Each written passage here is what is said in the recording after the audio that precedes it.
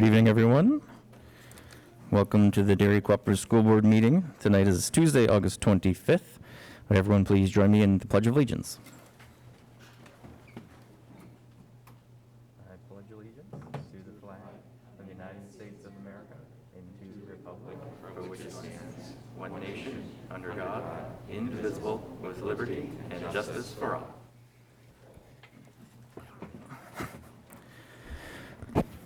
Alrighty, I think we are just missing Michelle this evening. The rest of the board is present. And I have a approval of minutes from July 28th and August 6th. Motion by Brenda. Second. Second by Erica. Any changes to those? Seeing none. All those in favor?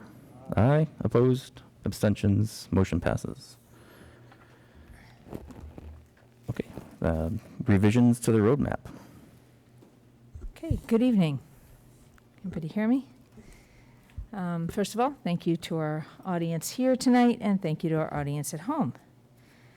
As promised, we have told you that we will continually update the roadmap to reopening schools. You see 3 dates on the roadmap to reopening schools: the initial date of July 28th, the updated date of August 11th, and the newly updated date of, it was updated August 21st. This is, as you know, I keep telling you, a fluid document. It will continue to be updated. At board meetings, we will go through the major changes that occur with this document. After Dr. Garofalo and I speak tonight, we'll introduce Dr. Chris Peterson, who will also go through the sick sibling protocol, and he will explain that as part of the document. We have our lead nurse team leader here, and South Range School nurse Susan Linehan, who is also available to answer any questions as well as part of the update. So I am just going to really quickly go through some of the updates in our roadmap to reopening schools, beginning with page 14 on the roadmap. And basically, that is part of reopening Plan A. It talks about the screening visitors with school-specific screening procedures being followed.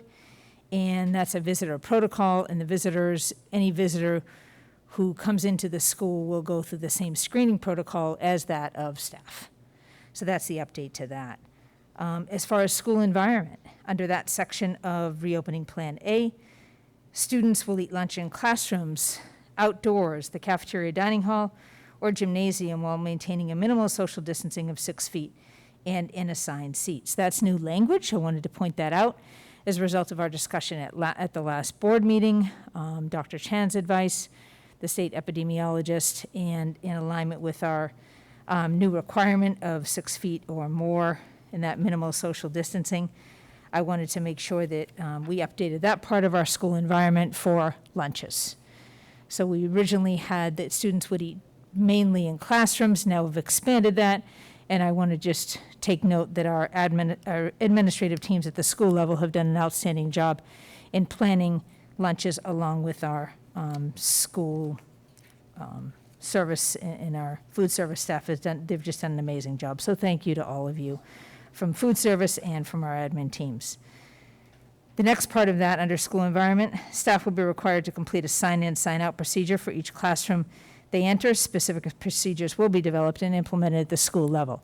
You know that we have a task force team at each school level, and so oftentimes we will put the generalities in our reopening plan, and the specifics will be done at the school level. So that takes care of the updates on page 14. Moving on to page 15, under reopening Plan B, it talks about school environment. Again, I won't read it to you again. It really speaks to the same language that's about and pertaining to eating lunch and where students will eat lunch. So that's an expanded version, just so we can maintain that minimum distancing of 6 feet, at least when students eat lunch. I am now moving to page 17. Under health, student, and safety needs, the third section under that of symptomatic individuals, guidelines for COVID-19 related illnesses and return to school or work.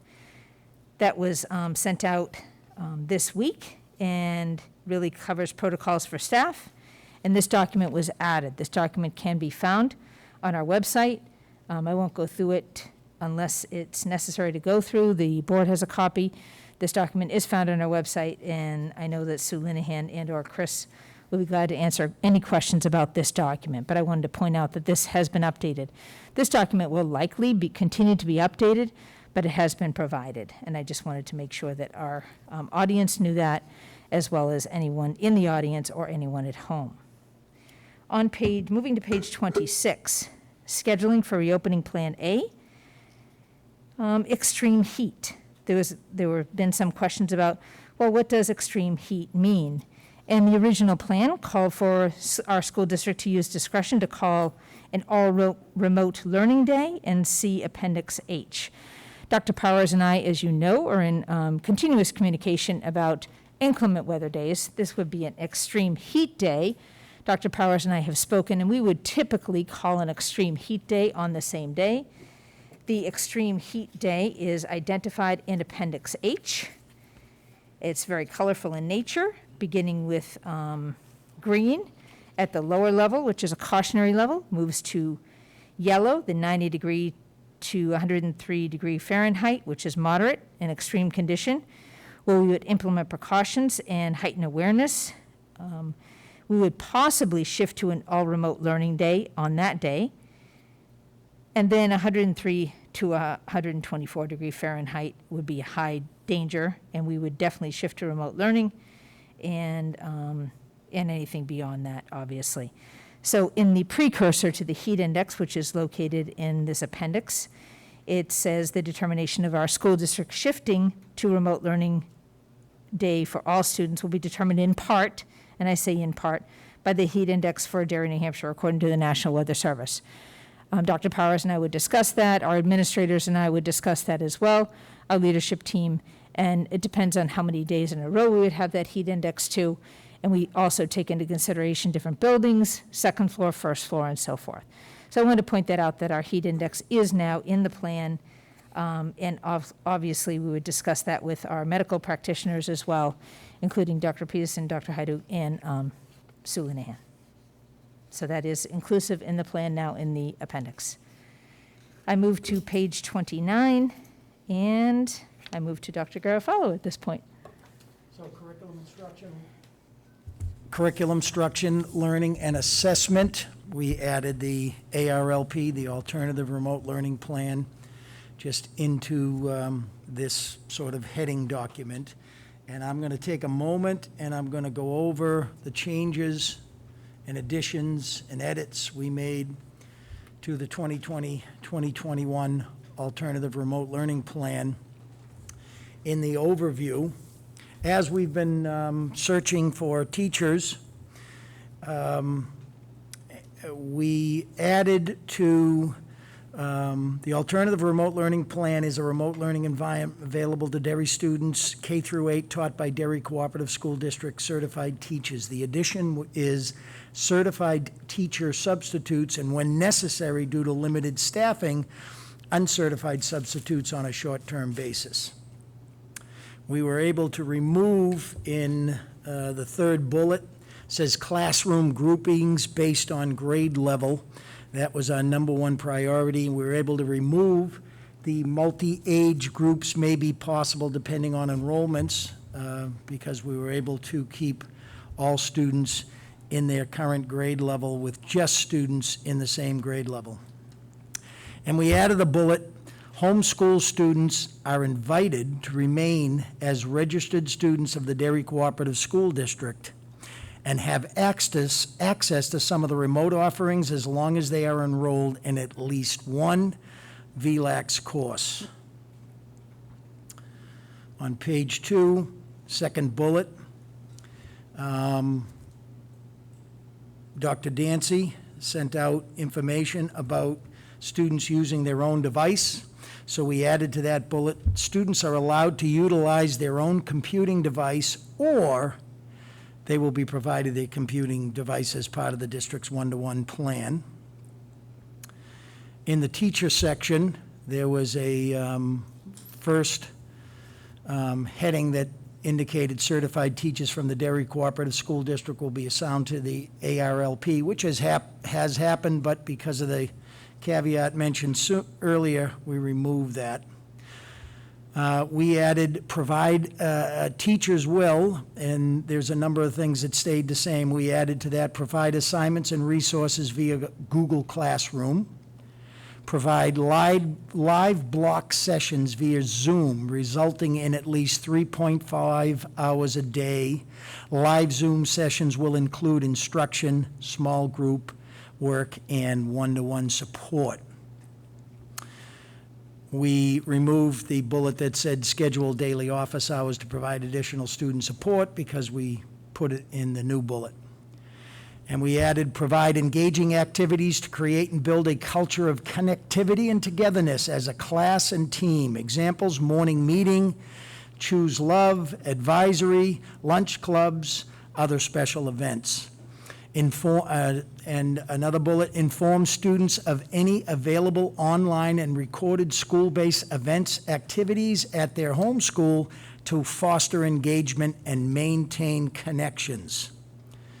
Top of page 3, we added a bullet, meet at least weekly with remote grade level team to discuss curriculum instruction and student needs. And to the bullet at the bottom, follow school-based procedures for teacher absences or illnesses, we added sub-bullets.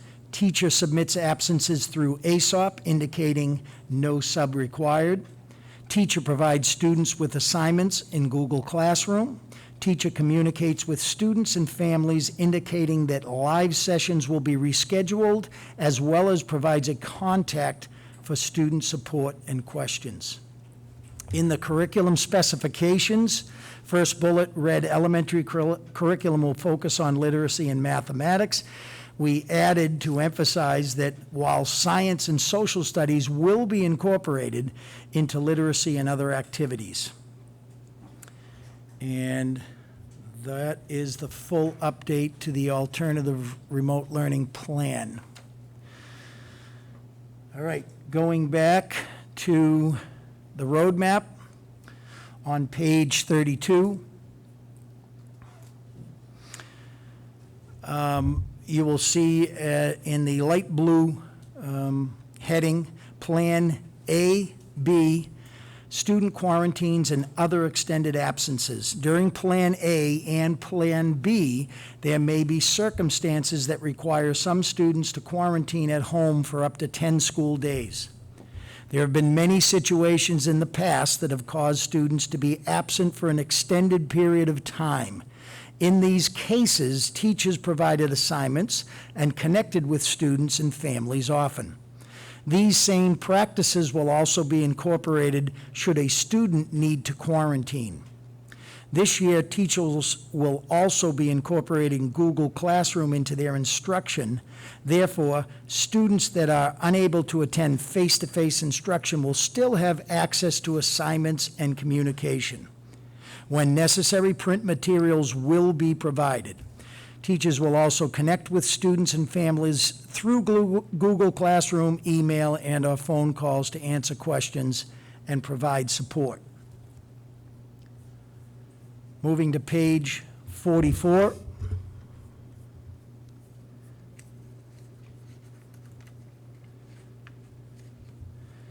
We added in Appendix C the workshop instruction model.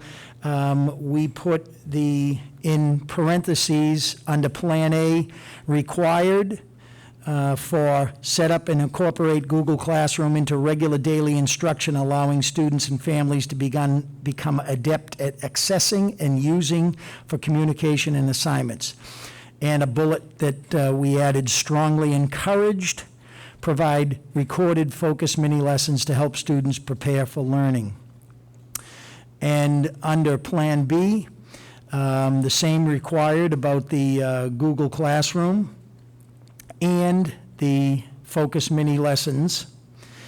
And for Plan C, again, the focus mini lessons in the Google Classrooms. And we added a required incorporate other remote learning tools to provide and manage instruction, including Zoom video, conferencing, Google Suite applications such as documents, forms, and slides. Next, looks like I skipped 44. Yes, I did. That was page 45. Going back to page 44, cohort definition in the middle school. The middle school updated their cohort definition.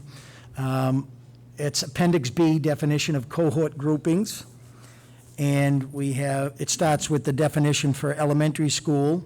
And then we have middle school students will remain organized by team. Each distinct team includes a common set of core teachers. Within each team, students will be assigned to 4 general cohorts and will move to the following classes together. Their core classes of math, social studies, science, English language arts, their focus class, and unified arts. When a student's specialized program dictates they will leave their cohort and move to their respective class with students from other cohorts. Some students may also enter other core class cohorts during some class periods due to these specialized programs. This would occur for Intro to Algebra at 8th grade, PACE Math, ELA, Enhanced Math, ELA, Small Group Math, ELA, as well as full year Spanish, band, and chorus.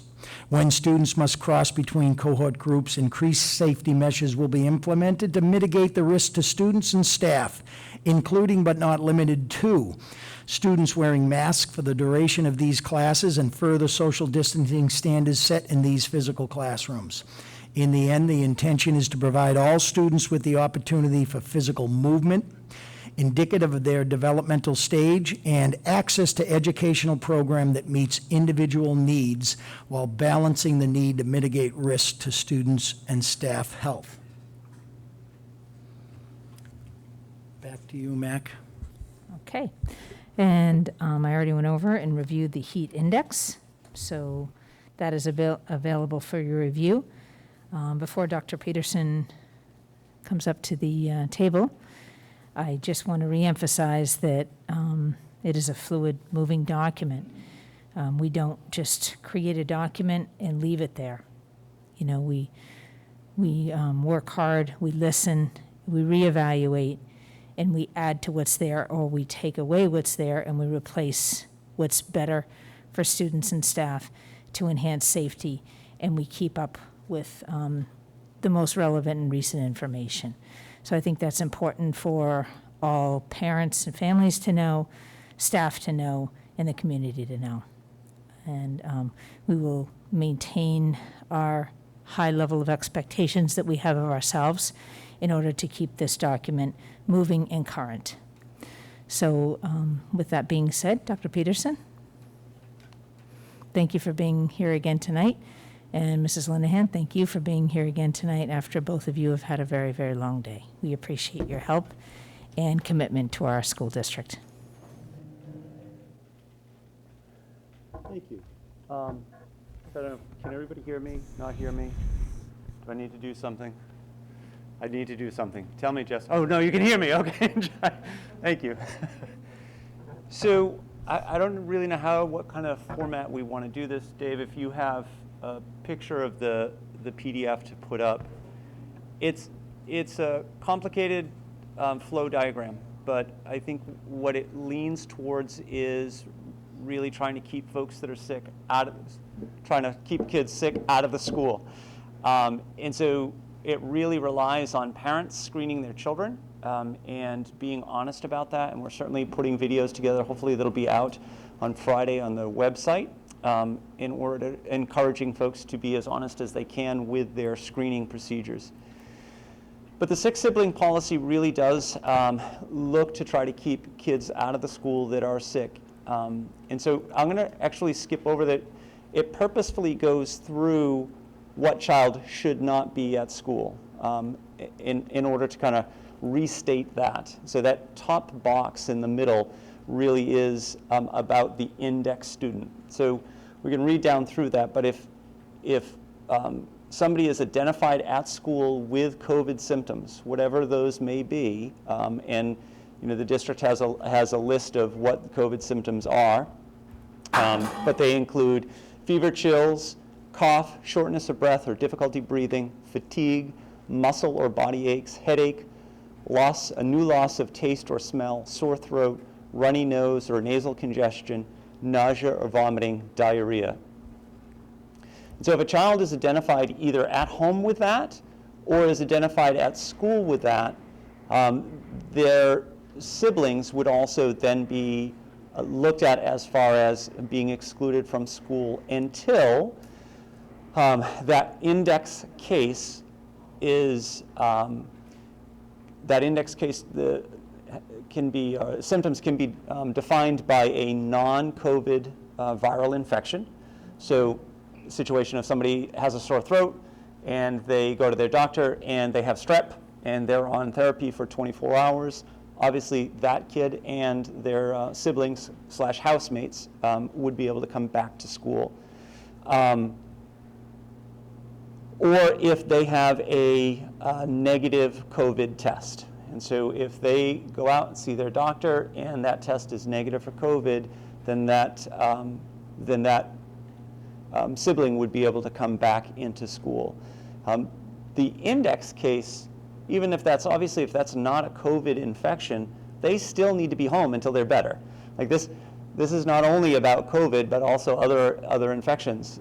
That doesn't mean that child who has the runny nose, the sore throat, the headache, can come right back into school if they have a COVID negative test. It really does just mean that their siblings can then come back into school if that child has a negative COVID test.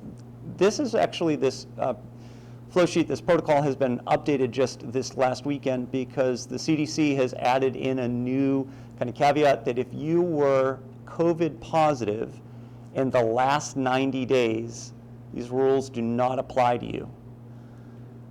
But that's only in low transmission areas, which is our state.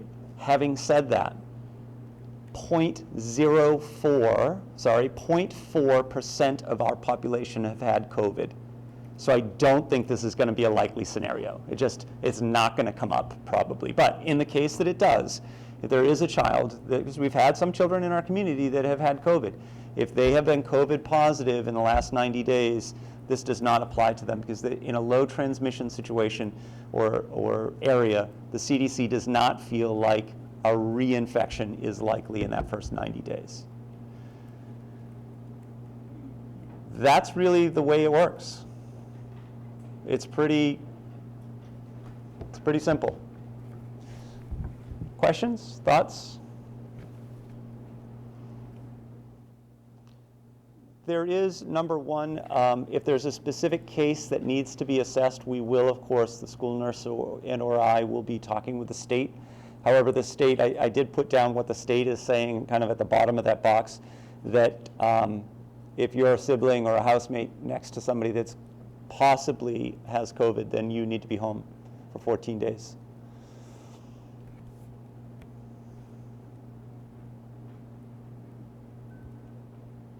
Would that mean that they need to be home 14 days or until that person has a negative test?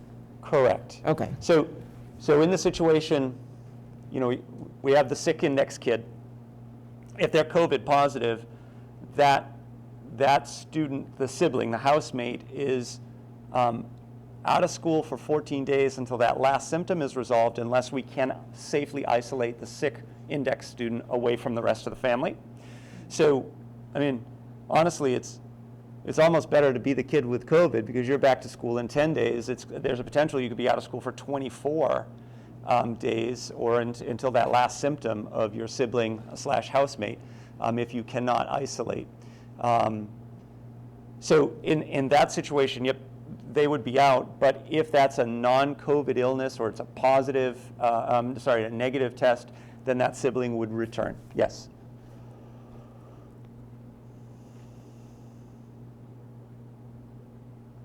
Other questions? Thank you, Doctor. You're welcome. We good? Thank you, Chris. Ruby? Thank you. Appreciate your time. You bet. and Are your there input. other things? Does the board think they'll need me? Do you have any more updates? I didn't hear you, Jess. What? Oh. Yeah, all right, glad. Oh, Dr. Peterson, Yes. can you explain, I know we've had a number of questions about this, so I think it's relevant for the audience at home Yep. as well, the 14-day quarantine. And if you have a test and say that test is negative, you still have to quarantine for the 14 days? Correct. Is that correct? Yep. And can you explain that, So please? there has been a little bit of confusion that sprung up. The CDC kind of released two different updates, if you will, over the weekend. One was specifically around testing. And in that document, it kind of implied that they weren't looking at quarantining any longer, but that's not true. What they're trying to say is, if they're trying to decrease the number of people that are going to get tested. So you really only need, the point of the whole document was you really only need to go get tested if you have symptoms. So they're trying, with school coming back in, my guess is that they're saying we're going to have a lot of people getting tested. And so we really need to be careful with this resource. So don't just go off and get tested just because you feel like going off and get tested. Only get tested really if you have symptoms. So there was some quarantine language in that kind of got confused with, oh no, you don't have to quarantine. That's not their point. They did take away the quarantining of folks that have traveled, but that's not true of the state. New Hampshire DHHS, and I spoke with Ben, or emailed Ben Kahn today, specifically around this point. They are staying with 14 days if you've traveled outside of New England.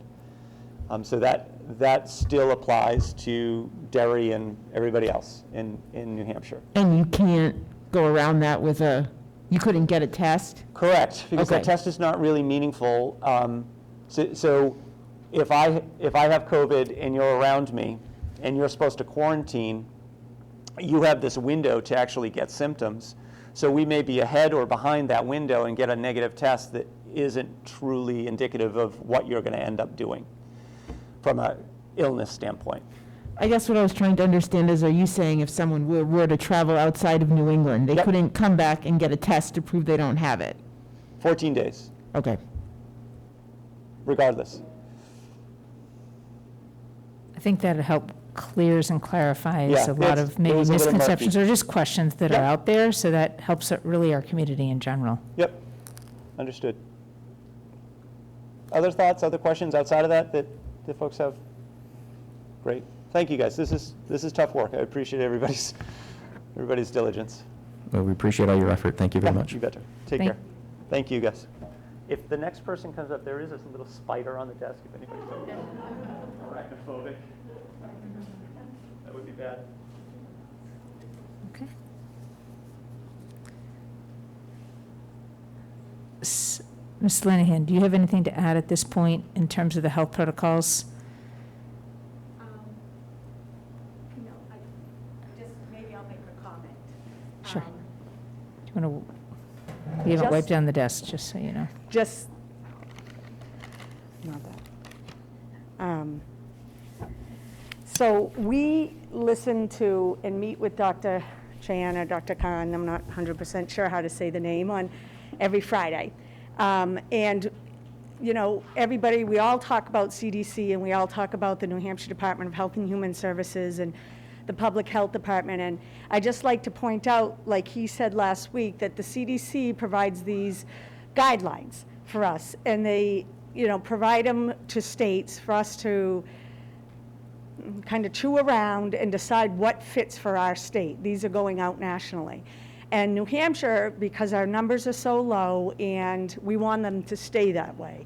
And so New Hampshire and our district is definitely taking a protective stance. And I know there's a lot of questions from parents because these symptoms are all very broad and nonspecific, and I know parents are very worried that their children are going to be sent home because they've developed a headache or a sore throat, and there's a lot of different things going on this year. Kids are wearing masks all day, and So we're going to have to do a lot of teaching about keeping them hydrated and things like that. But I want to stress that we are being very protective because we want to keep the numbers low, not only in our schools, so we can stay open to in-person learning, but also in our community and our state.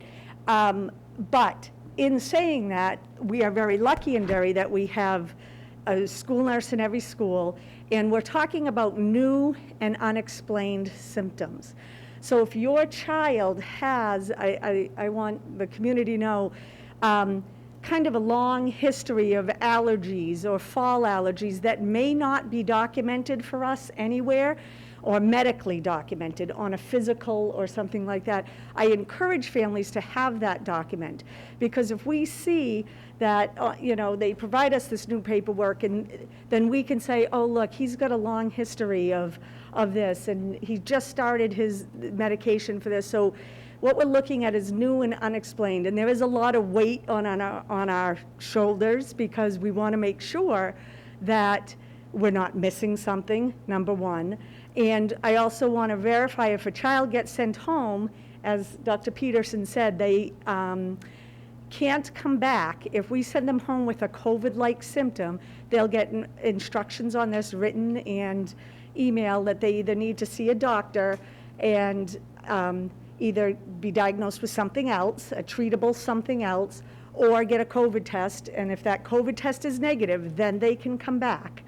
But I know that there are issues with families, insurance issues and money issues, and we also have social workers or home family coordinators, and we will have updated lists where hopefully COVID testing can be done at little or no cost, throughout the state things. And so we will help parents with that because we know that's a worry of parents.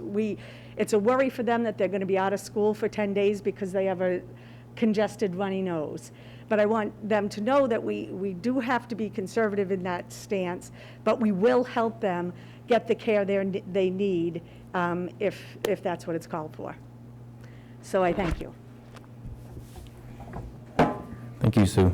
I really appreciate the updates both you and Dr. Peterson give us, your constant contact with the state epidemiologist and updating the guidelines and creating these protocols is proof that our total intent is to create the most safe environment possible for our staff and our students, and that is the number one goal.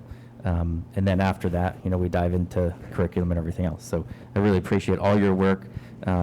It's with our local medical experts and the state medical experts and the CDC that we've created this possibility, and it's with thanks to the community who's been so diligent that our numbers are so low in our state, and it's possible that we can go back to school. So I want to say thanks to all you folks. So thank you.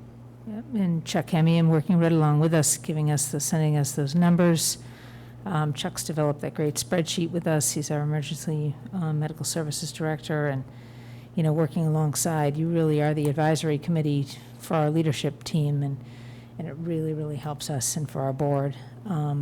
Your diligence, your work, as I said today at the South Range Zoom meeting, couldn't do it without you, Sue, and certainly couldn't do it without you, Chris, and Dr. Haidu, the same thing, and all of you working together as a team, committed to students, committed to staff, and committed to our families of Derry and the entire community, because it's really a community effort to keep everybody safe. So thank you. The letters, the videos, I don't think we could ask for any more. So thank you.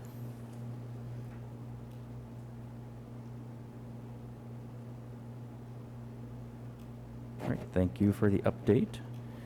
Next is the Governor Sununu's Emergency Order number 64.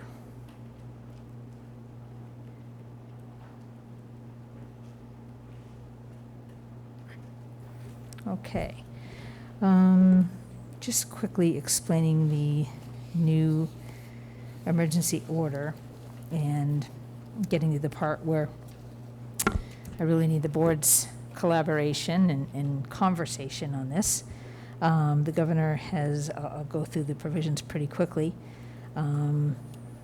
the provisions of emergency order number 7 remain intact, and number 2 goes into adhering to all the state and federal special education law requirements, including IDEA, and the delivery of instruction and support offered for any instructional model, those including on-site, hybrid, and remote.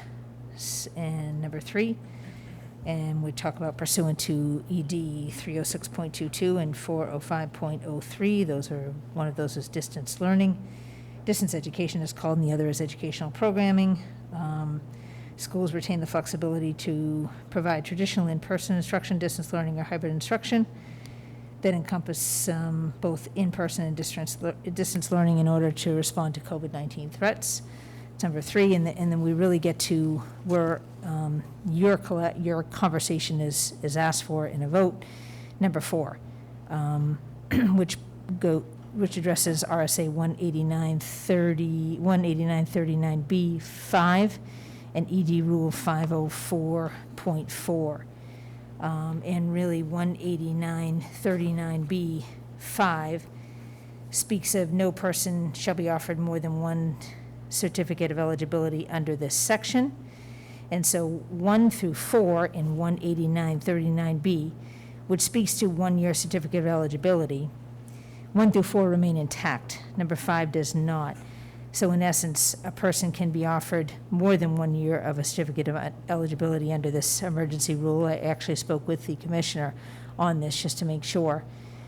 And 50404F are suspended for the duration of the state of emergency that's declared in the Executive Order 220-04. So it stipulates a school board in consultation with the superintendent may offer a 1-year certificate of eligibility to an individual in accordance with the provisions outlined, or as I say, outlined in 18939B, 1 through 4, without regard to whether the individual has previously received a 1-year certificate of eligibility. So in the past, you can only receive that certificate of eligibility once. So now, in accordance with this emergency order, you can receive that more than once, the certificate of eligibility.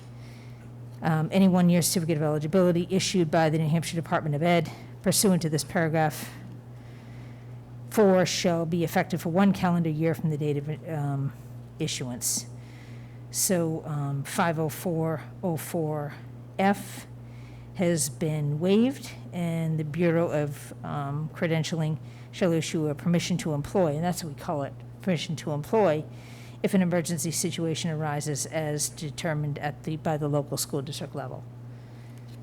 So in order to make this happen, I need to confer with the board about this and make sure that I bring this to your attention, even though it's an executive order. So I did confer with the commissioner just to make sure that I was on track with this.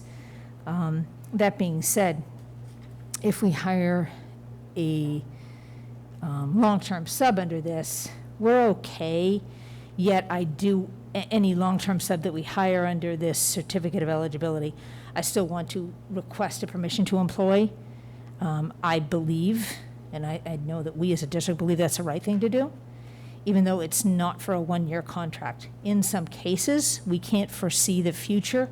I always say we can't predict, we can only plan in this type of situation with the pandemic. So as a district, we believe that this is the right thing to do and request that certificate of eligibility. So I ask that you consider this and move forward on this emergency order. Anybody have any questions on that?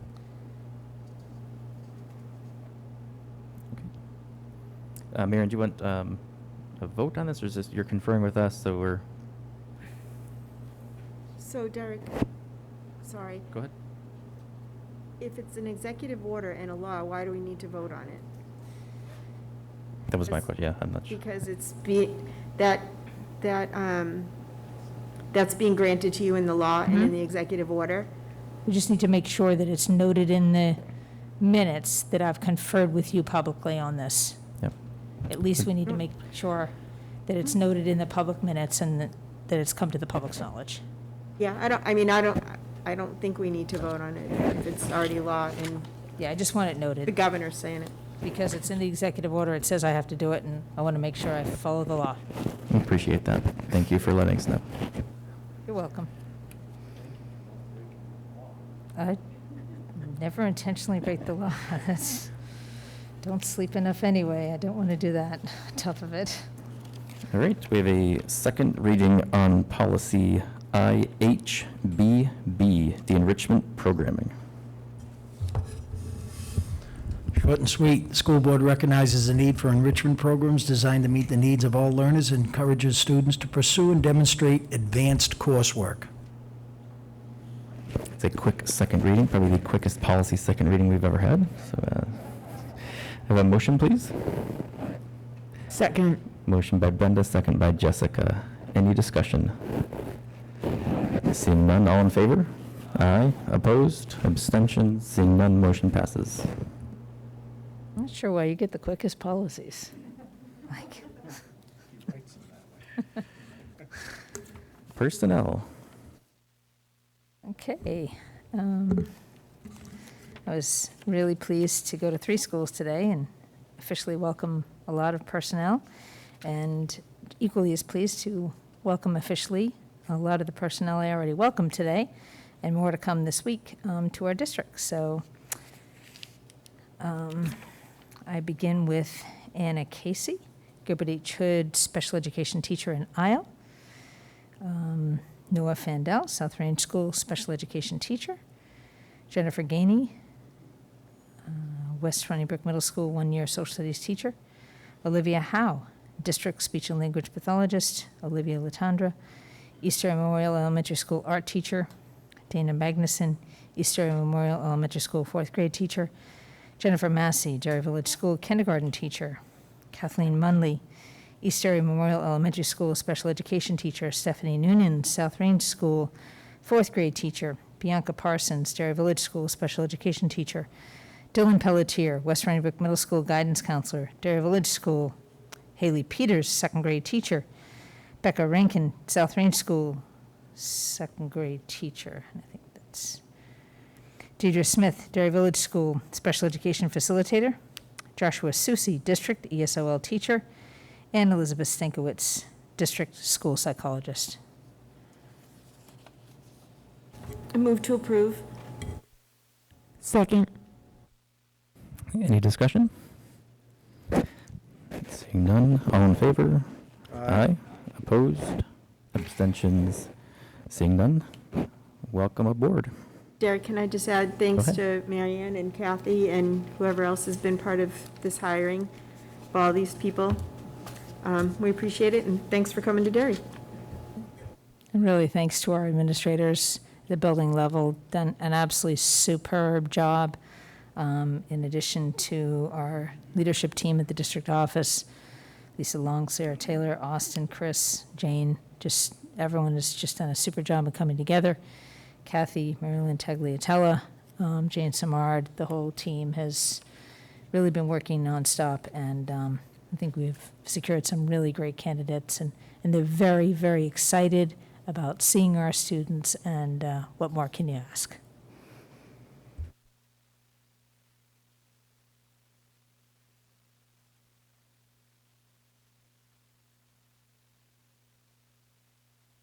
Okay, and then we have an update on temporary staffing.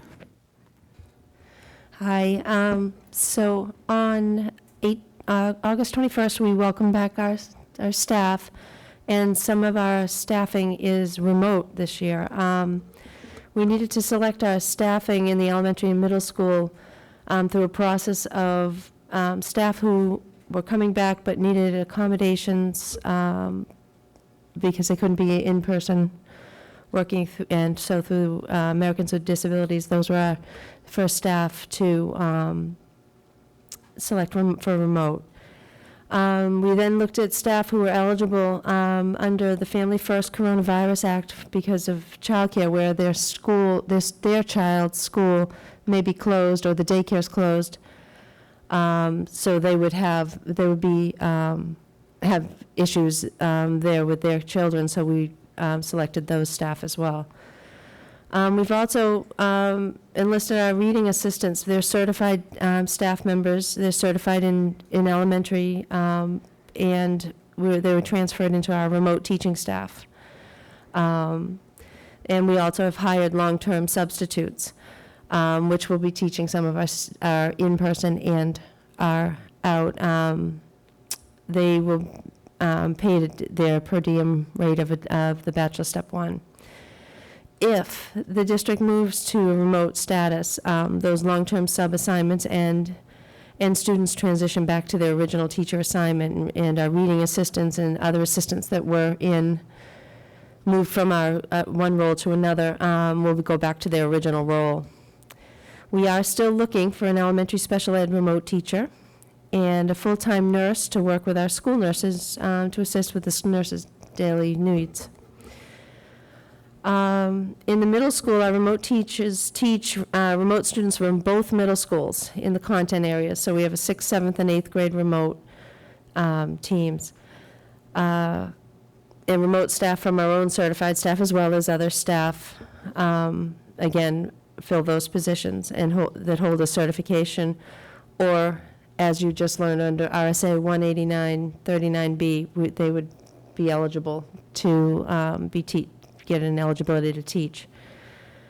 We have certified staff from each middle school staffing the remote classrooms, and we also have certified staff from other positions that needed to transfer into the remote classrooms.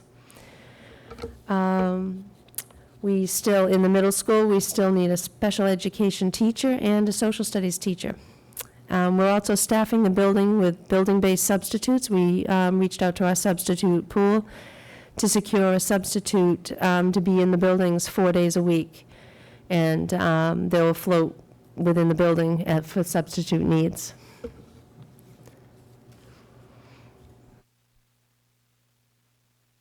Thank you. Any questions? All right. Thank you for all your work. Fund balance retention.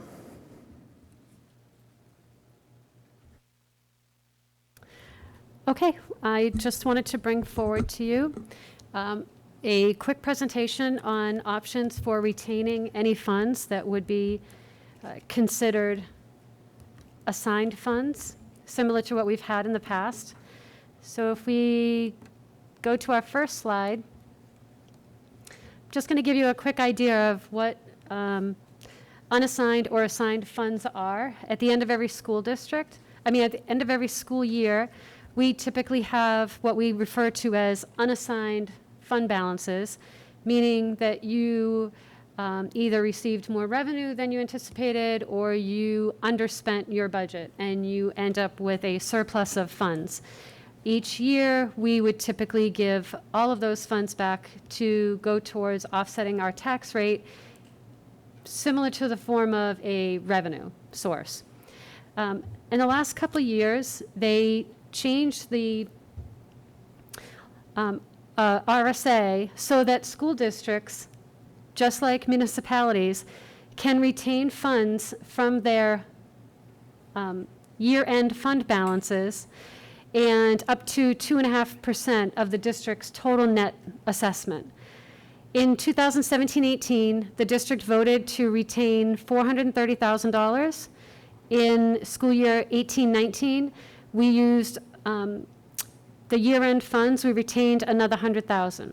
So for a total of $530,000 that the district has set aside as assigned funds. Those funds have not been expended, and we have not used those to offset taxes or to apply towards any emergency expenditure. So what I'm going to do tonight is talk to you about what our anticipated unassigned fund balance is ending from the year 1920, and some considerations that you'll want to think about when you're determining whether you'd like to set aside any more funds in addition to the $530,000 to go towards an assigned fund balance. So this next chart is going to show the total estimated fund balance. And when you see them on our financials, you're going to see the total, which is the unassigned fund balance plus the retained assigned fund balance. So you can see where I've done the exercise of estimating the fund balance at the end of the fiscal year of June 30th to be $4,194,000. Of that, you need to subtract out the $530,000, again, which I mentioned in the last slide, which is set aside as our assigned funds. It remains a net unassigned fund balance of $3,664,000. We had anticipated when we did the budget that we would have an unassigned fund balance of $3 million.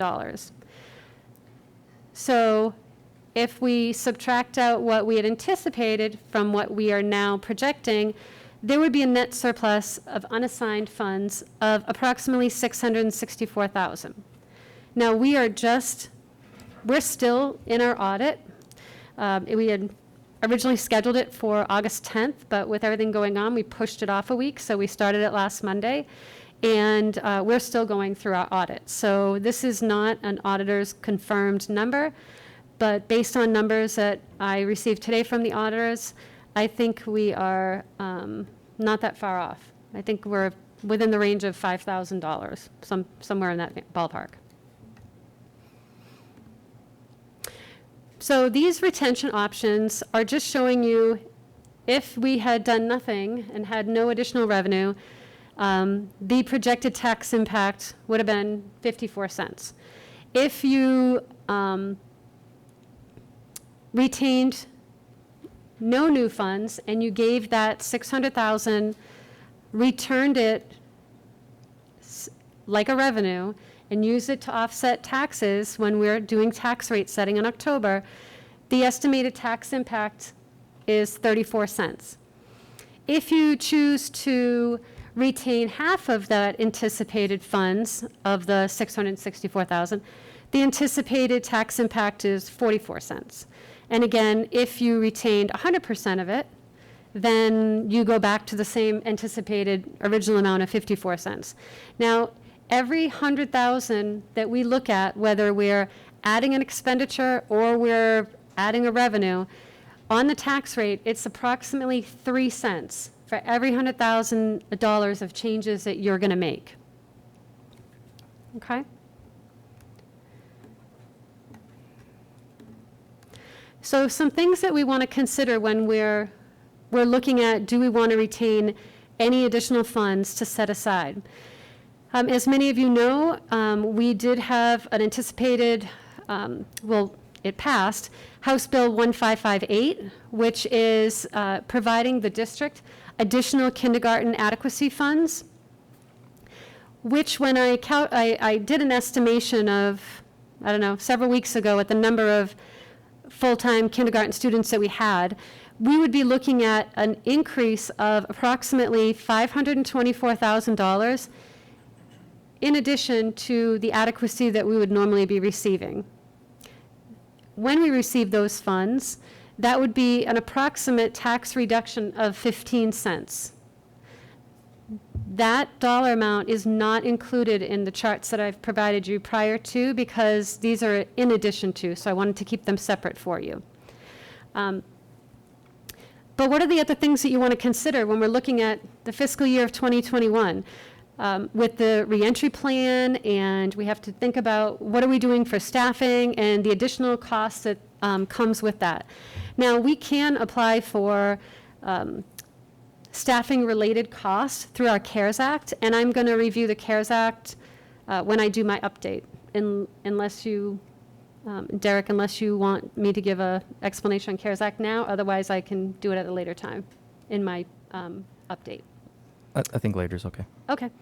And then we also want to look at, there were additional costs this year to return to school, costs for Chromebooks, which we'll be applying for through CARES Act, supporting software, laptop cases, additional materials for the schools, PPE, the protective equipment. We've purchased outside tents for each of the schools, signage, safety, communication, cleaning products. All of those additional costs we just want to take into consideration for this year. Now, we are applying for FEMA funds, and through FEMA, we can apply for anything that's not staffing. So all of the physical products we've purchased, I'll be applying to FEMA for those things. And then we'll be pushing some of those costs to apply for through the CARES Act. Other things we want to take into consideration. When we look at what we budgeted for revenues last year, each October, I have to do a revised revenue report, and I work with the state on that. And because you get closer to tax rate setting, you want to make sure that your revenues are close to what you think you're going to have at that time. So we look at adult education. Now, they are going to be running online programs, and that is a self-funded program.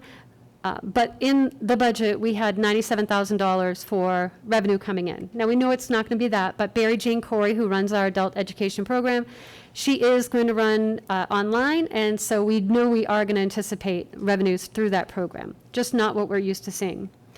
We're also looking at, typically I've budgeted $185,000 for building revenue for rentals, and that used to be church or basketball or any athletics that used to rent our gyms. We know we're not doing that right now, so we just want to take into consideration the $185,000. Part of that is also E-rate money, which we anticipate still receiving, but just want to bring that to your attention. The deep revenue, we know that we have fewer tuition-based students in that program, although I know that the enrollment is still in the 80s for numbers of students attending that program, but not all are tuition-based students. And then we look at our Medicaid revenue. Now, I know that they've lifted some of the regulations and they're going to be able to go back to applying for Medicaid, but right now we have $150,000 budgeted. And we received a very small portion of that in last year's budget. So I just wanted to bring that to your attention as well. On a final note for the presentation, there's really two things for you to consider. Consider how much, if any, of the reductions to apply towards revising my revenue calculation used for tax rate setting. And you can certainly do those revenues in September, October. We don't have to have those now, but they're just there for your consideration. And then consider how much, if any, of the unassigned fund balance, that additional $664,000, do you want to retain to add to the retained fund balance? There is one additional piece of information that I just received before I left my office. We just received a letter in the mail from Health Trust, which is our health insurer, and for several reasons, and they list several reasons, but one of them, and the most important one of why they will be doing they're actually going to be doing a return of health insurance surplus. So Health Trust has a surplus of $18.8 million estimated at this time. And the major reason why Health Trust has a surplus is due to COVID pandemic, and the stay-at-home orders resulted in a reduction of Health Trust coverage claims for the last 4 months. So it's a direct impact on the amount of money that they've had to pay out. And I didn't have a chance to fully read it because I took it right from, it was in my mail when I walked over here. But it does look like it is a partial refund for members and a partial refund for the district. Right now, they are saying that an estimated surplus refund would be approximately $446,735.21 due to medical surplus, and $34,525.67 for dental surplus, for a total estimated surplus return to the district and portion to members of $481,260.88. Again, the full $481,000 would not be returned strictly to the district. There would be a share that would go back to staff members. And does anybody have any questions on any of the unreserved fund balance numbers? I had one question. In the list of things to consider, you mentioned the loss of deep revenue. Do those numbers also include the loss of kindergarten tuition revenue, which people were paying last year and we suspended? No, because I didn't budget kindergarten, I didn't budget any kindergarten tuition when I prepared the budget for 2021. I think the things to consider are for next year, not for the Oh, past. sorry, I was Yep. confused. Any thoughts? I think the one idea is, since our state reps did a great job at getting us this extra 500 and close to $25,000, that was money that we were going to take from the one-time funds. I know at last year's budget setting meetings that was important to use any one-time costs they could find for that money. But there was also discussion about trying to save some of that money and put it into next year, where we're going to see a potential drop in funding from the state. So this extra money kind of gives us that bridge where we can use that money to not raise from local taxes, and then take the approximate 600,000 and push it into our reserve fund. I don't know if we have a good forum out here tonight. So the whole idea of why we started to set up this reserve fund is there are any number of non-discretionary spending that we go through every year. One of the bigger ones are health insurance, retirement, and some of those can spike, and we have no real control over that. And in the past, that spike has, been a burden for the town in taxes. So setting up a fund like this, if we do see a spike in a future year, it can help smooth that out, where we can take money out of that fund and offset a spike in the taxes those years. So it may look like a good amount of money that's kind of just sitting around. It's meant to kind of help smooth out future tax increases. So my line would be that if we chose to retain either the full amount or 600,000 or whatever it is, we actually would still be providing that 15-cent drop in the anticipated tax because of that additional $525,000. So, any other discussion on that? Yeah, I was going to say, I think that it's interesting just from both sides of the spectrum, if we were to want to reserve those funds and keep them internal to the district, because we are unsure of kind of what funding is going to look like as the state is at a financial disadvantage through COVID. We don't know if there's going to be a reduction in money coming next year. I think conversely, if we give it back, like we're helping the taxpayers who have been struggling to pay their bills at home anyway, in reducing the tax burden. So I think there's pros and cons on both sides. I think that if you were to look at the cost that could potentially be coming back on kindergarten adequacy, some of the health trust money, we can still reduce the tax rate and give this back. So I don't know, like I'm in between on it.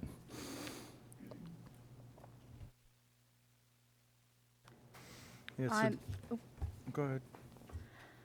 I'm tempted to agree with Nick on this, because with that money from the Medicare and the kindergarten, I feel like we're already making up for that, including what I was watching. I wasn't in the budget conversations, but I watched it last year, and we went from 2.5 million to 2.5 million to 3 million to kind of smooth out that going in the future. I feel like we're building. We have 530 that we've already retained from previous years. I feel like we're building up this fund for things like this. So it's almost like this is our chance to give back this year, because we are already building up that nest egg from other places. Jane, what's the timeline on the CARES Act considerations? Is it December, January, a fixed time or not? Do you mean on when I have to expend those funds? No, when you might get reimbursement through the CARES Act or through the FEMA funds? Oh, well, you can get your reimbursements pretty quickly. We have till 2021 to actually expend those grants. Do we have certainty in that? Because you have one area that we're applying for and another area that we could apply for. The CARES Act that we have been allocated is guaranteed funds, so we know we'll have those funds, and I'll talk about the total dollar amount when I do my business administrator update. The FEMA funds are not guaranteed funds. Those are grants that we're going to apply for. Okay.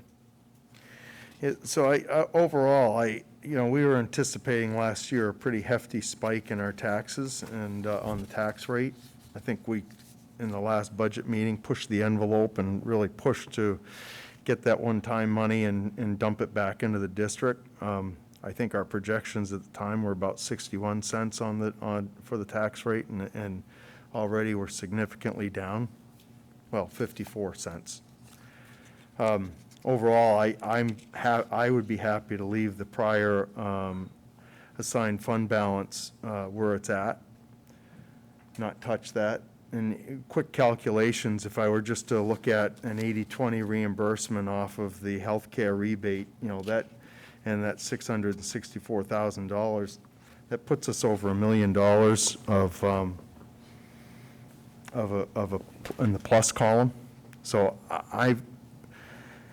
in understanding these other considerations also, costs that are up in the air, things that like the adult education program and the deep revenue and Medicaid shortages, I still feel comfortable that we're going to be able to cover those.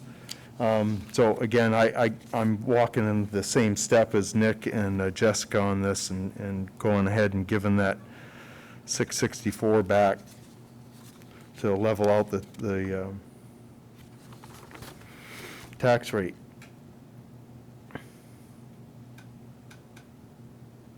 And by the way, with all the confidence that the road is uncertain going into the next budget season, but I believe trying to give it back when you can and build public confidence that we're doing the right thing fiscally and still keeping on a good path for education. So here we go.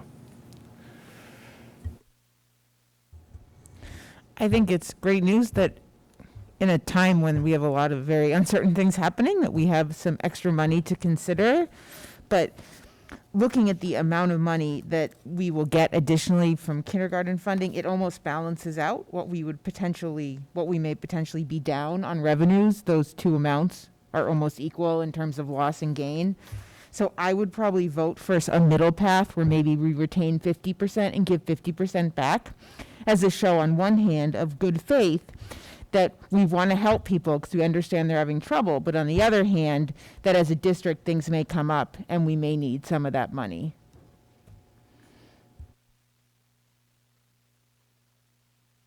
Yeah, there's a lot of things to juggle, a lot of fires to juggle all at once. Your point, Erica, about splitting the difference, kind of is where I was going with the questions about the FEMA reimbursement. Build my confidence with the passage of the the House bill on kindergarten, so I'm kind of a little more, by the way, I'm a horrible gambler, but in this case, I'm willing to feel a little more confident with it. Okay. So does anybody have any further discussion or ideas at this point, or anybody want to come up with a number?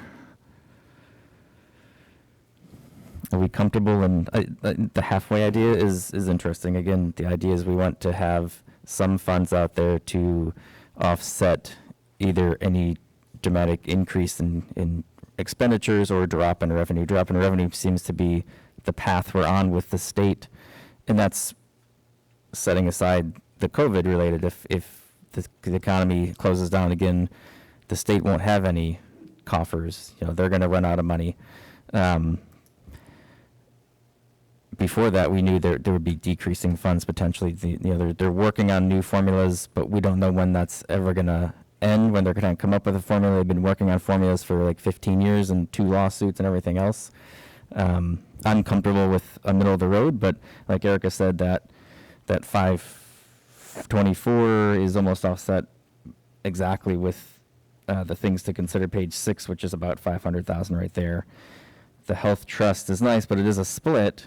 And hopefully, because this prior year we had less claims, means we won't see a big increase next year, but we never know that. And we also know that the retirement system, we're going to expect an increase in the retirement, I believe, next year as well. So we definitely want to be cognizant of helping the community and giving back when we can, but we don't want that to turn around and bite us in a year from now when we have to spike the tax rate. I just have a question about the 530 that we've retained in 17, 18, and 18, 19. Is that there to use if we have a spike? Yeah, that can be used. That's correct. And just to touch on that, just, last year when we were discussing putting more of that one-time money into the maintenance of the district and what would happen if we were wrong, that 530 was looked at as, well, we could always fall back on that. I'm happy that we can leave that where it's at and continue to make it, the expenditures flush, in regards to the tax rate. So I looked at that as well. I was looking at it more of, I don't agree with using that fund ever to go year over year to lower the tax rate. I think that's a horrible idea and a bad precedent to set. But some of these things that we're looking at could be one-time expenditures or loss of revenue because of COVID. And if those numbers are matching up, so it's almost like kismet. I could go along with the 50-50, but I'd be more leaning towards a 75 back to the taxpayer and a 25 retain.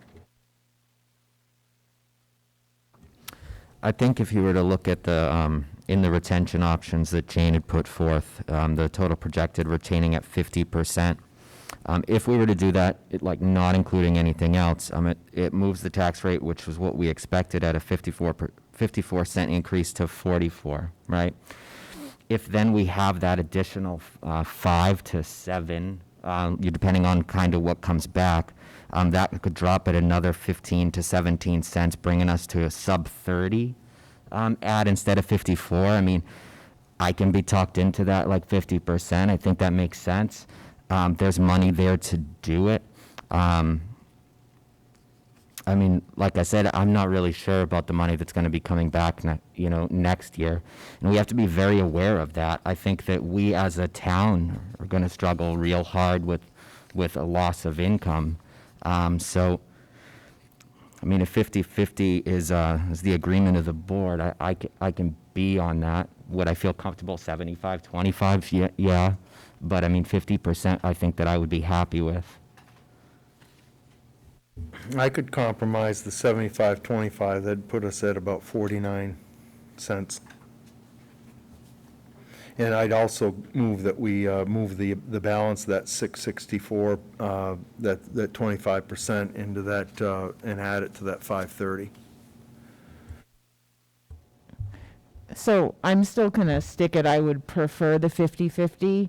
And I say that because I've been on this board long enough to see some years that are very difficult and very lean, and we have to make really, really hard choices. And I feel that knowing that history, when we have the ability to save a little more in case, that could alleviate some really rough times. So for me, I feel like the 50-50 just gives us a little more protection, but also alleviates the taxpayers. So that's why I'm more comfortable sticking with the 50-50 than bumping it up. Jane, if we looked at that, not middle, but the 50% retention, that's at 44 cents projected. If you factored in that kindergarten, that would bring that down to 29 cents, right? 15 cents? Correct. I don't have kindergarten factored in there. Right, okay. Yep. So that's a pretty good number, I think. But we have to make a motion. The motion does have to include what we're going to choose to retain, but also that we're adding it to the current 530. I believe we have to have both numbers in there just to kind of keep that number going in there. So would someone like to entertain a motion with that information? Can I also make a recommendation that the 50% obviously is not even numbers? If You could make a motion to either, make it 330,000 if you're going to do a Right. 50%, just The to dollar help amount, with okay. easier for numbering.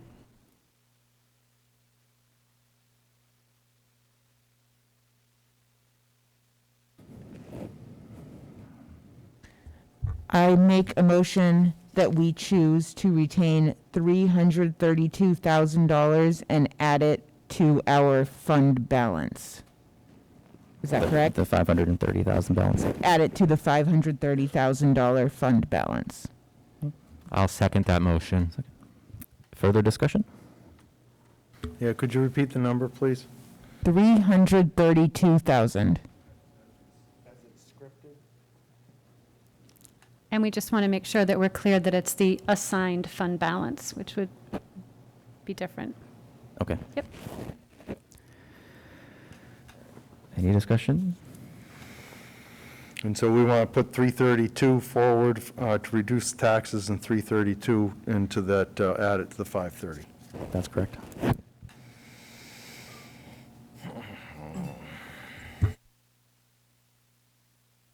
Okay. We'll do a roll call vote, I guess. Erica? Yes. Brenda? Jess? Yes. Yes. No. Yes. Motion carries. Derek, can I just add ahead. additional thanks to Senator Birdsell, who also worked really hard on that kindergarten funding for a lot of days and a lot of hours, and much appreciated. Thank you. Yes, I missed that. I mentioned state reps, but also Senator Birdsall did a great amount of work. Thank you very much for that. Yeah, she also works with us on the legislative, joint legislative committees with the town council and the board, and I appreciate a lot of the state rep candidates that showed up for that meeting as well, and they're all working hard. Appreciate it. And even though I voted no against this, I see that there's some pretty good benefits, and I see that hopefully for right now that ocean liner has made a significant turn for us. Okay, thank you. I would agree with that, Derek. The first day that, Dan and I were up there, Dan McKenna and I were up at the State House, she invited us into her office and talked about that bill right away in its infancy. So thank you to Senator Birdsall in particular and all of the state reps. Okay. Superintendent's update.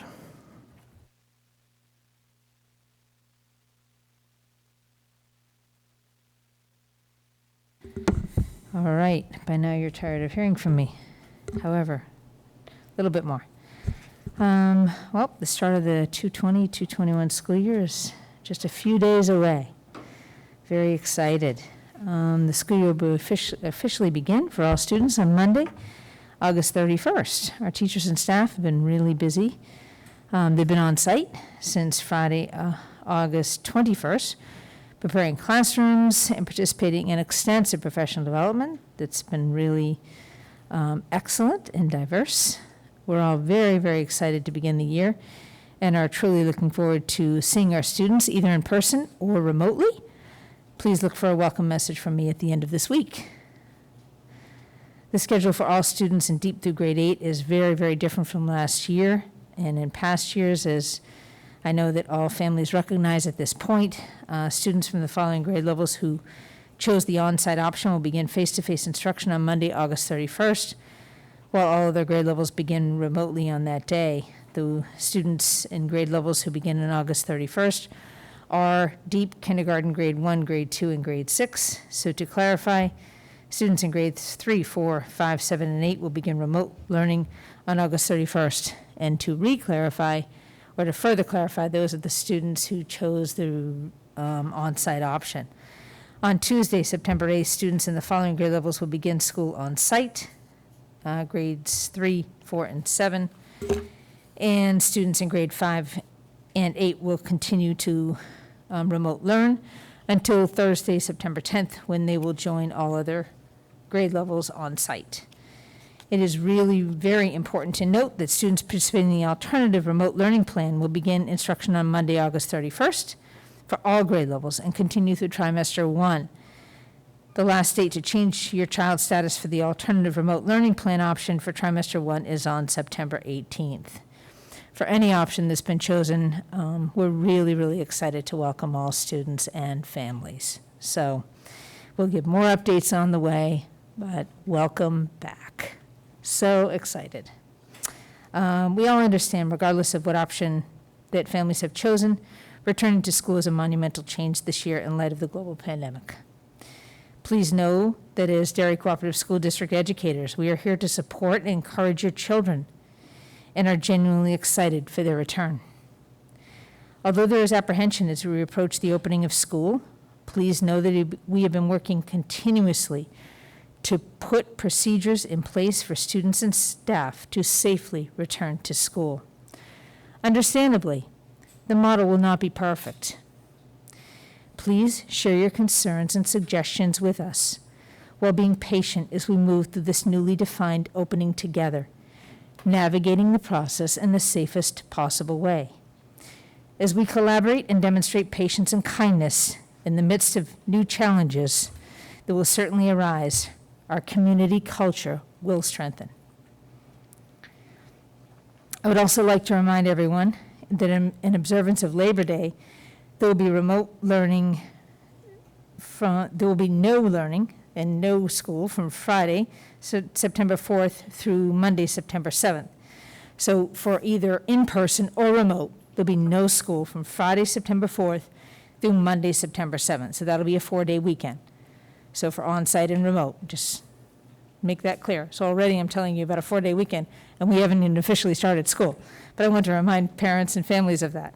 4-day weekend for all students, and I believe they will embrace that and enjoy.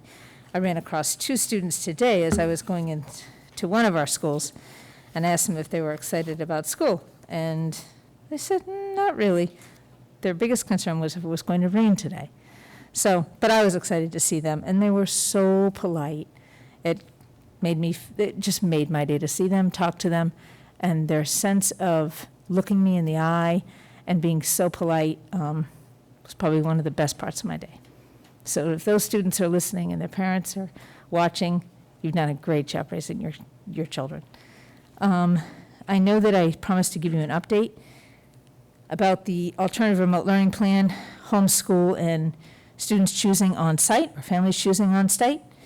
So the most recent numbers provided by Dr. Cliff Nancy regarding those options are as follows. In pre-K, we have 78% returning in school, 10% the alternative learning, remote learning plan. Kindergarten, 73% in school, 20% alternative remote learning plan. First grade, 82% in school or on site, 16% the remote learning plan. Second grade, 73%, 24% the alternative remote. Third grade, 77% and 21%. Fourth grade, 74%, 24%. Fifth grade, 72%, 25%. Sixth grade, 79% in school or on site, and 19% alternative remote learning plan. Seventh grade, 72%, 27% alternative remote. Eighth grade, 76%, 23% alternative remote learning plan, and the total that we have as of today, 75% on-site and 22% alternative remote, and 3% homeschool. So those are the updated numbers as of today. They do change. We have some parents, changing by the day, so I can give you updates as they move along. Pretty much stabilized now, but they do change. Sometimes 1 or 2 students will change a day. The work of our maintenance department and custodians in preparing our schools for all staff and students to safely return has really been simply amazing. We always give them accolades, and so well deserved. They're amazing. The pride that our maintenance department custodians take in our schools is another factor that really makes our Derry Cooperative School District and Derry community such a special place to learn, grow, and connect. And I want to take time to give them some acknowledgement tonight and praise. I provided them with individual acknowledgement in the 3 Zoom meetings I did today with staffs, but I also wanted to take time to give them community acknowledgement in case they're watching tonight. And even if they aren't, it is certainly genuine, and I know that our families appreciate them too, and certainly our staff does as well. So thank you, and our students. Since this year will be very different than any other, the beginning of school with staff has followed the same path. I alluded to some of the Zoom meetings that I've done with staff. To begin the year, I am visiting each of our schools to host a Zoom meeting with staff members. I began that today with 3 of our schools. I have 2 tomorrow, 2 Thursday, and 1 on Friday. Traditionally, we have a large opening day at Pinkerton Academy, yet with the pandemic, everything changes. So this is in the form of Zoom meetings with our staff instead of doing it from the office, visit each school, and then go around the schools and visit. The message this year with staff is one of connections, care, commitment, patience, and kindness, as it really is with students and families as well. As educators, we know that our students will either arrive or be online in just a few days. I'm confident that every member of the Derry Cooperative School District is ready to embrace our students with open minds and hearts, since all students deserve the best, and they have that with each staff member. I am most grateful for everyone's preparation for students who may also likely be fearful and anxious. Working together with you as families, we will facilitate students' learning, growth, and connections one day at a time, and our students will continue to soar and believe. Thank you. Thank you, Mary Ann. Any questions for Mary Ann? Questions? And we will see you soon. Mr. Kellen. Thank you. A couple of quick updates. The first being with regard to professional development. We spent a great deal of time developing an incredible amount of professional learning opportunities this year for our entire staff. Much of the professional development is occurring within the schools, provided by administration and other staff members. Additionally, we have created a new professional learning webpage that hosts a variety of professional learning tools for all staff.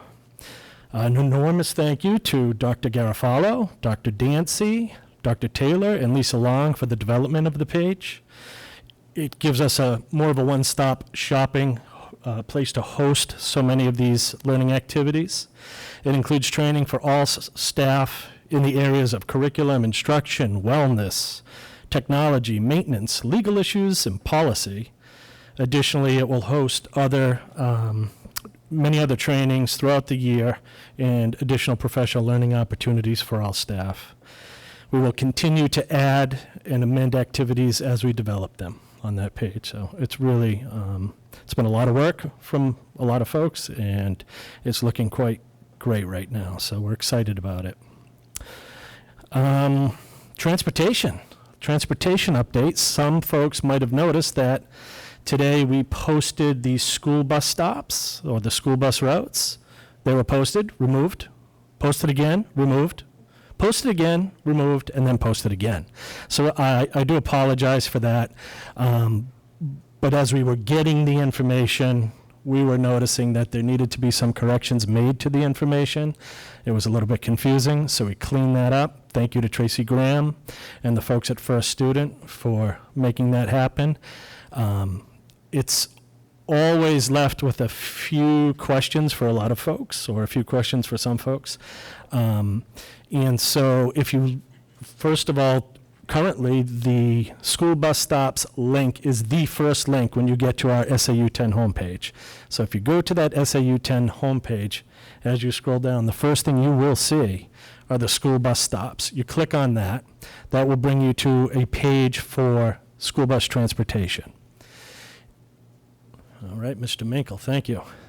When you click on that, you will see there is a statement as well that explains that the routes, first of all, in this current situation during the pandemic, we're trying to maximize the distance between students. We have committed to not exceeding 2 students per seat, but we're hoping to have fewer than that if possible. It's going to take some adjusting as we move forward this year. We're going to have to see, how many students are out there. We won't exceed those 2 students per seat, and if we need to send another bus, that is something that we are committed to doing. One of the challenges is always those concerns regarding school bus stops. That's something we're committed to ensuring that we are providing the safest bus stops possible.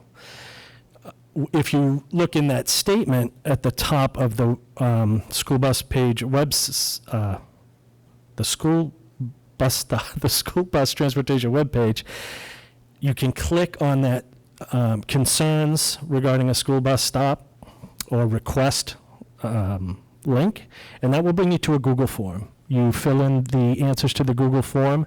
That propagates a spreadsheet. We actually used that last year as well, but we didn't put it on the webpage. We were practicing it, basically. So now it's right there on the webpage where you can then complete that form. That propagates a spreadsheet that comes to myself. It comes to Chandra Welch, who's the manager over at First Student, and Lisa Doobie, who is the assistant manager there. We will look at those. We'll consider whether or not we'll first have the bus company give consideration to the request or the concern. Then, depending on how that goes, they'll follow up with me. I'll give consideration to it, and then whether or not we need to bring that forward to the Transportation Committee, we'll do that accordingly. However, with that, we're monitoring it as they come in. As I was sitting here, I was looking at one that came in and responded to the person just to let them know that we are seeing that. Anything that's of significant safety concern, we're going to try and address immediately prior to the first pickup or first drop-off. So we are doing that. But some of those others that might not be something that is glaring with regard to safety, like being on a main road or something like that, we're not minimizing the parental concern of how safe it is or not, but one of those things that might not be as glaring to us as something that we need to address as immediately. We have to get out there and pick up students and drop students off and see how that goes with the numbers on the buses and things. It might take a little while for us to address all of those concerns. So if you've submitted a concern and you feel as though it's not being addressed, please feel free to reach out, give me a call, send me an email the transportation coordinator address as well. And then just lastly, I too would like to echo Mary Ann's sentiments and welcome back all the staff. And we're looking forward to welcoming back all of the students on Monday the 31st, whether they are coming on-site or remotely. So thank you.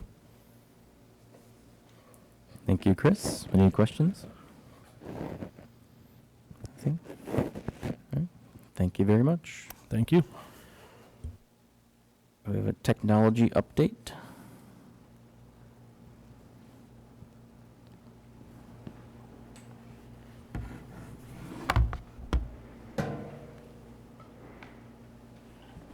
Good evening. It's been a while since I've been here, so I have quite a few things on my list to talk about, but so I'll get right into it. It's also show and tell, that's why I brought this up here. I'll start with the Chromebook delay because that's everybody's big topic, and even though I've informed the board and the parents in our district, maybe people in the public may not understand what's going on with us, so I thought I'd give a brief recap. We found out a few weeks ago that our shipment of 1,450 Chromebooks was put on a delay to late October, early November due to the China trade embargo. It's one of those times when a national issue hits you right in your front door. And so immediately we contacted the commissioner to see if, at the DOE, to see if he could lend assistance. He pointed me right back to my vendor, and they were more than willing to try to come to my aid. Unfortunately, there are no Chromebooks out there right now. There just aren't.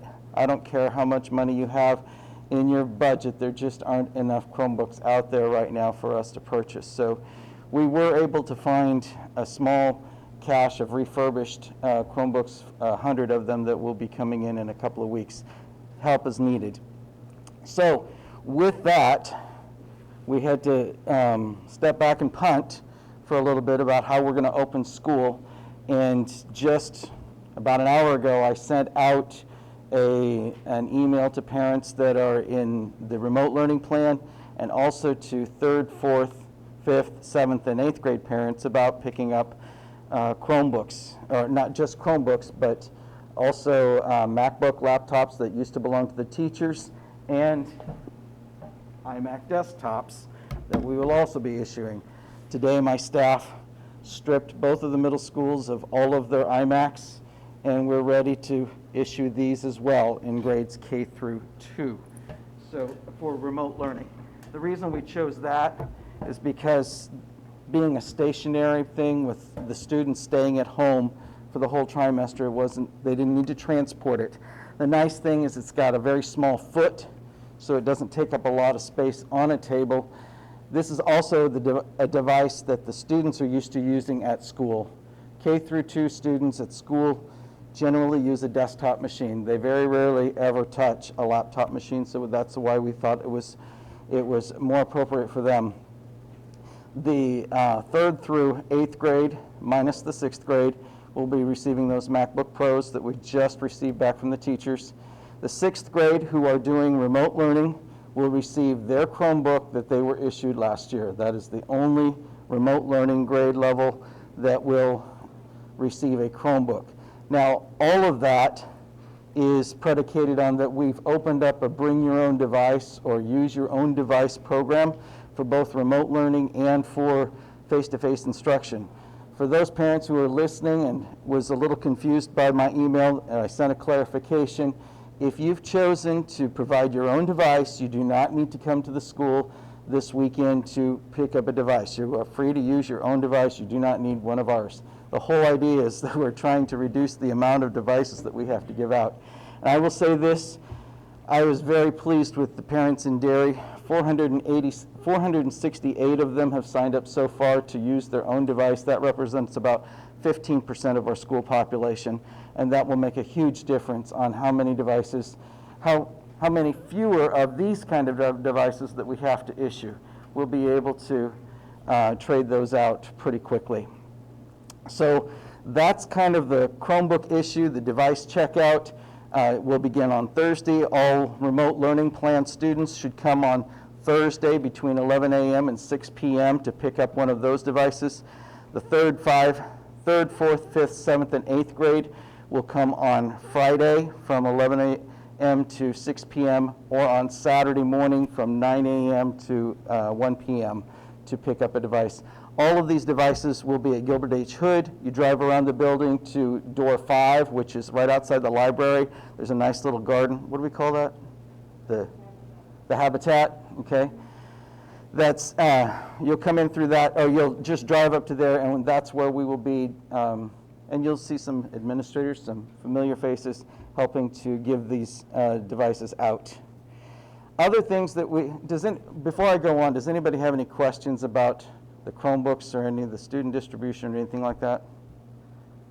Great, great. So this year we also purchased our teacher laptops, and we were able to process those with a new software called Mosel, which kind of lets us develop a profile, and as soon as the teacher puts in their code number, it populates all of the stuff that they need for their device. And this is one of those devices. I actually got one myself. It was a great deal on those, and we've been able to go through most all of the teachers in a very short amount of time this week. So I was very pleased with that, and a couple of little glitches, but nothing major there. Something you probably have not heard yet is something we were able to purchase through a safety grant called School Check-In. And in the past, visitors have come in, and the secretary has given them a badge, and they write their name on it, and they stick it on. Well, now we have a program called School Check-In. There's a kiosk device that will sit in the front lobby area, and people will key in their name, and it will print out a badge with their picture on it, because it'll take a picture of them, put it on their badge, and it will also be able to, we can track then who's in our buildings. If we have some sort of an emergency where we have to evacuate the building, we take that list and we can use that as a way to make sure that everybody is out of the building and everybody's accounted for. Other districts have used these types of check-in systems, and I'm just grateful that we were able to get the money to do that. Like I said, it came from a grant, so it wasn't anything out of our budget that we had to use. Also this summer, we upgraded and replaced many of our food service computer terminals. I think Ms. Samard spoke about that a couple of weeks ago, the new Mosaic food services, but our staff was very integral in doing that. Another thing that we're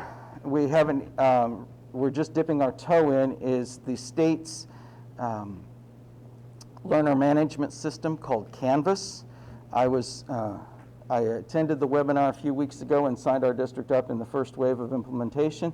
I'm in my second week of training on that and getting it up and going, and probably before mid-September, I'll start offering training to the rest of the staff.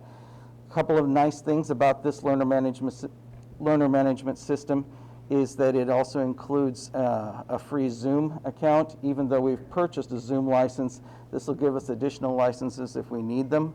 And going forward, then next year, we probably wouldn't need to purchase a Zoom license because it'll be embedded into Canvas. Canvas is like I said, it's a learner management system. It's similar to the Google Classroom, only it's much more robust. If you've been to UNH, you've used Canvas. It's similar to Blackboard or the old Moodle that people used to use, but it has a lot more bells and whistles than what we have right now. It'll be a great tool for us. One of the neat things that Dr. Garofalo really liked about it was that the state will be offering some professional development courses that you can take right through the program. It's all part of one great big thing. So I think it'll be a good benefit to our district. Power School registration, due to all of the unknowns and stuff, we haven't been able to get that out quite yet, but it is ready to go, and it should be going out in the next couple of days. Mr. Boyle's ready to go with it. I think everything is all in place now, and hopefully by Monday we'll start with Power School registration. To finish up, I want to welcome a new staff member. His name is Jeff Rogers. He's our new technician. We now have 4 technicians. Being a one-to-one district, we need to have people that can meet the students' needs, and with 3,200 kids having Chromebooks, eventually we needed to expand the department. What that means is that one of our technicians will be residing right here at West Running Brook full-time to meet the needs of the students that are here. One technician will be at Gilbert H. Hood, and the other 2 technicians will be taking care of the rest of the elementary schools. In my last district, we had somebody that was dedicated to the middle school because the one-to-one does require a lot of attention with, when you have 600 students running around with these Chromebooks all day. In the elementary, it's a little different because they don't travel so much, and they're not as prone to damage. So I do want to recognize my staff. They've been doing a fantastic job this summer and throughout the COVID crisis. They've made house calls. They've helped with parent issues before. They're just always there. They're these people that you don't usually see or hear about until something goes wrong, and then they fix it so fast that you never knew it was broken in the first place. So I really appreciate all the work that they do, and they're a fantastic group of people. Any questions? Cliff, I think that when a lot of other districts went live over the course of the last week, not local but nationally, there was a Canvas issue. It had gone down for the day. Do you recall that? I don't recall Canvas because we're not really using Canvas yet, but Zoom went down yesterday. Yeah, I knew that the Canvas was down earlier. So if we use a software like that, what is the backup? If our teachers are communicating with their children or the other people using Canvas, and let's say it goes down, do we have something else that can be fell back on? Oh, sure. The Google Classroom will serve much of the same purpose, and a lot of our teachers, we're going to give them an option to do this. We're not going to force them to do this right away, or if at all, we'll see how it goes with that. But the first thing they'll start doing is communicating through email. They can use Google Classroom. It's just that easy to post an assignment there. This just gives us an added tool.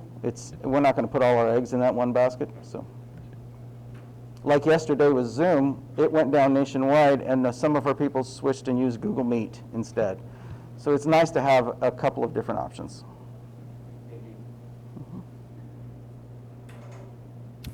other questions? All right. Thank you, Dr. Dancy. Excellent. You're welcome. Business Administrator. Okay, first I'd like to start with food service. I just want to let parents know that the My School Book software is now open for them to start if they want to make their payments on there. Because we're trying to do as little contact as possible, we would request that we make as few cash transactions as possible for food service. So if parents can pay through My School Bucks, or if they want to send a check into school, or they can pay by credit card online, they can call our office to do that. That would be appreciated. As a reminder that the max amount that should be charged on any one account should be about $25. So I know that Maureen Pearson is trying to connect with parents to let them know of the new payment options, and to try to see if we want to make sure that parents are aware of any outstanding balance that they have from the prior year. But our cafeterias will be open. Susan Broskis has done an amazing job with her staff to get protocols in place in order to make sure we still feed students. Students who are going to be remotely learning, they're still able to access our food service program. And if they wanted to purchase a lunch, or if they are on free and reduced, we can still get meals to them during the day. They would get a breakfast and a lunch combined. So if anybody has any questions, they can certainly reach out to Sue Baraskis here at West Runningbrook, or any one of their cafeterias, and they can make arrangements if you're going to have pick up your meals for your students. I know that, like Marianne said, they may be eating in different locations of the buildings.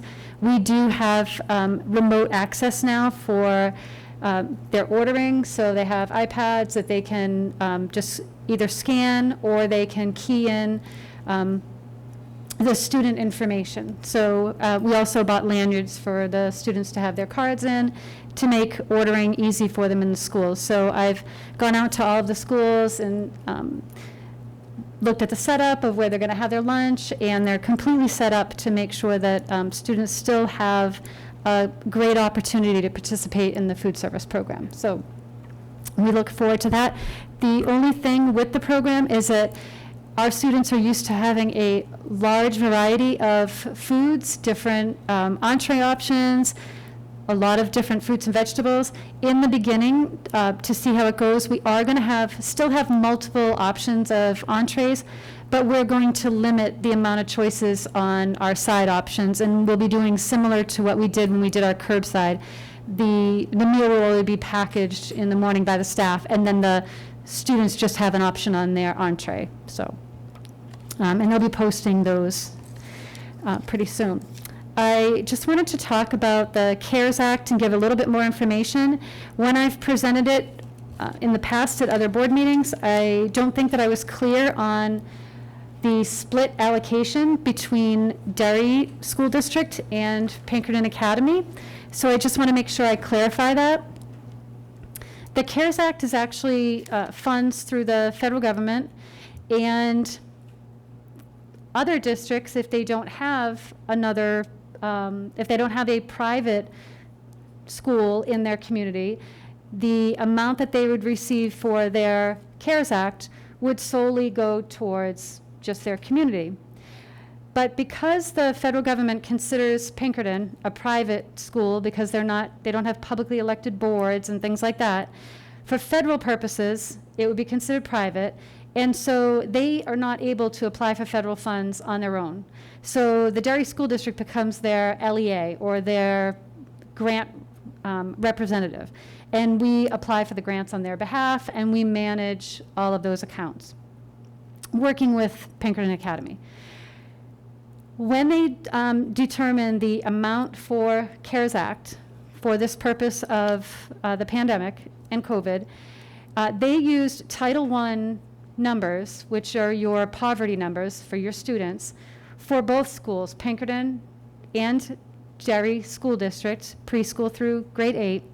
And they basically took the amount from October 1 of 2019 and gave a calculation of about 84% of that total dollar amount and allocation. They don't tell us what the exact breakdown is, but it's about 84% of the percent of Title I students.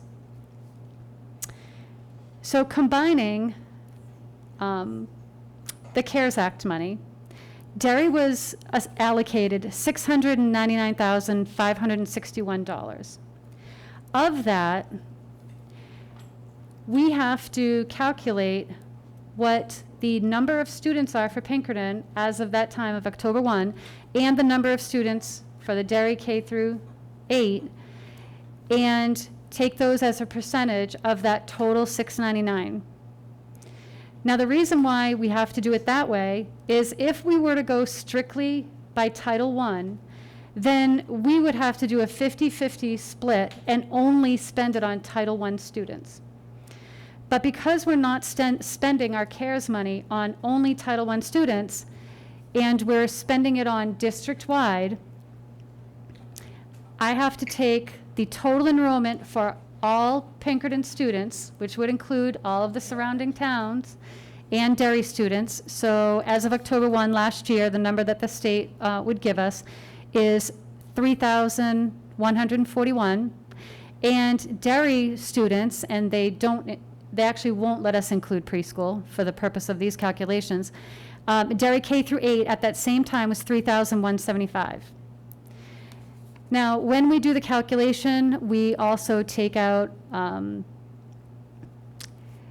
administrative fees, which is approximately $5,300, and we have indirect costs of 1.3%. So when we take those calculations out, the amount that the Derry School District is allowed for CARES Act funds would be $354,340.67. Pinkerton, of that $699,000, Pinkerton will receive $345,221.29. So I know that some people had some questions about whether the CARES money, when we're doing the calculation, is just based on enrollment of Derry students at Pinkerton, and it's not. It has to be total enrollment of all students that go to Pinkerton.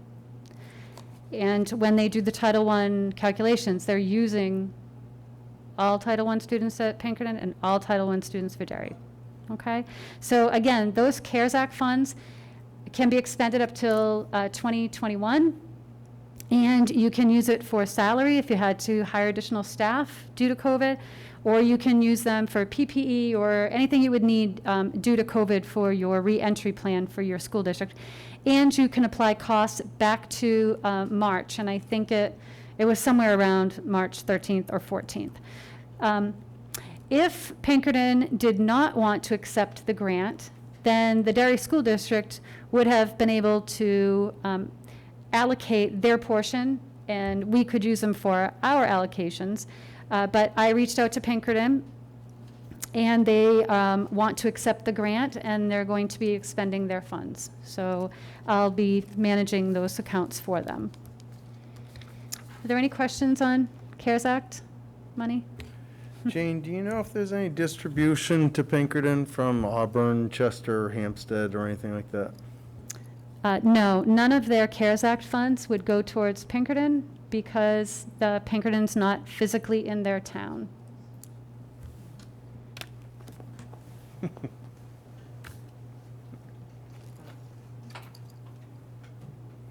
I was going to ask the same question. I'm also going to ask, do you get to charge an administrative fee for managing the funds?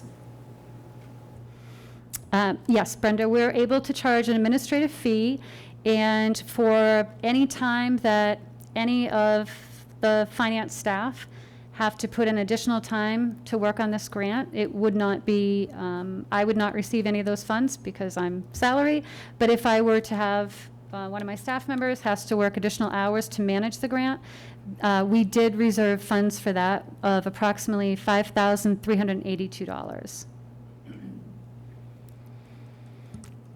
And we do have a grants manager in the district, but this is not one of the grants that she's managing, so this is the first one that I'll be doing.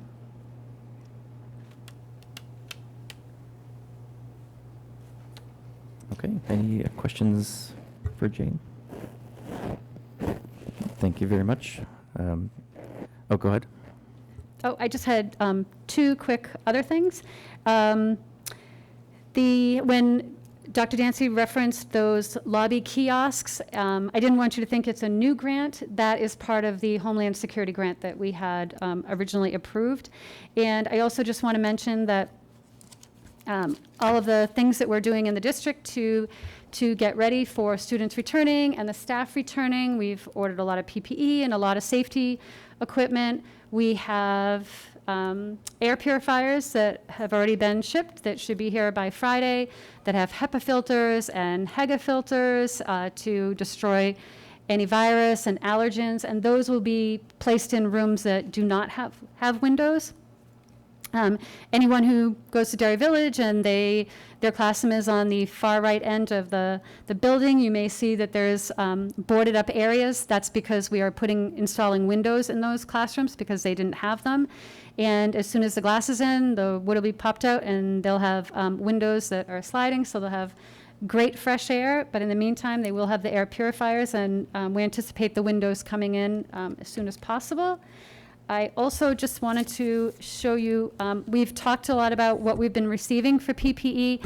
We were able to get PPE at no cost from the state over the summer, but only for our extended summer program.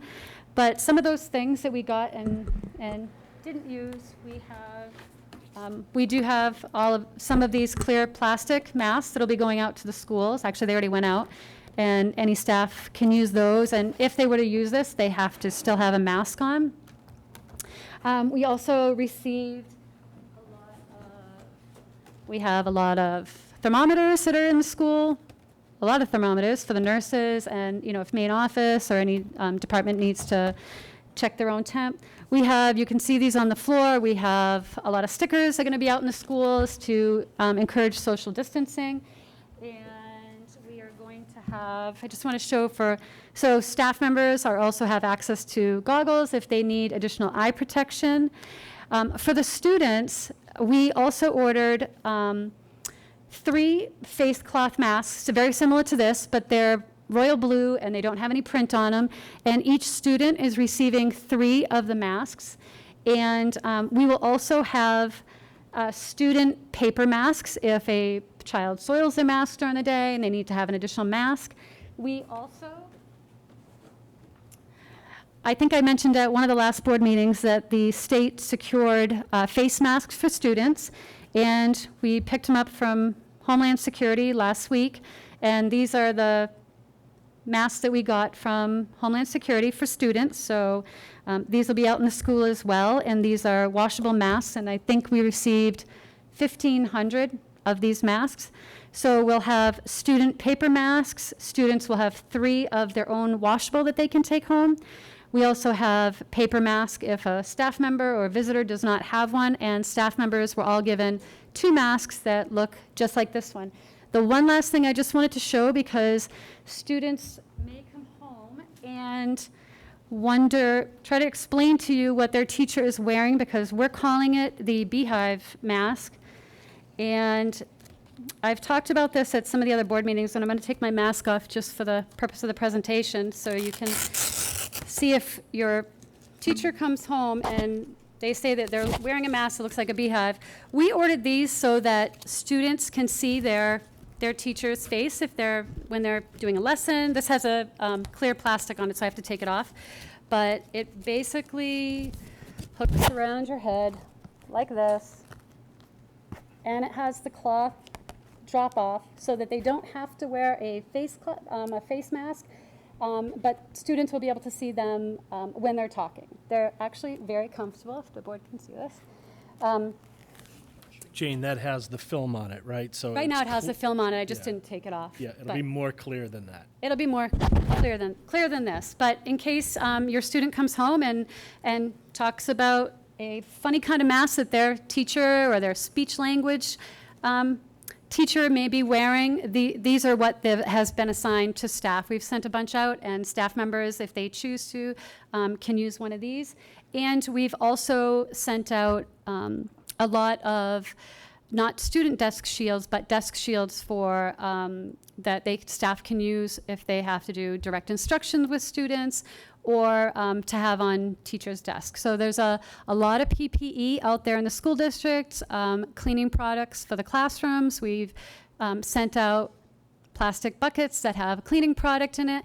That cleaning product has a safety rating of 0, which means that even a child, if they needed to wash their desk down at the end of the day, or in between, if they were to move from, if they had to go to another class, say it was PACE or something like that, a child could use that wipe if they needed to. And we also have the bottles of that spray that'll be in the classroom. So even a student could use a paper towel to wipe down that disinfectant. So we wanted to make sure that the product that was going to be in the classroom was a rated 0, so that it would be safe for everybody. But that's what I have for an update, unless you have any questions.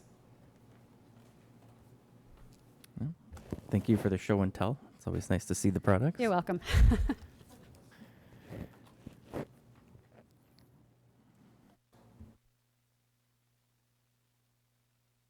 Okay, next we have the Derry Education Association.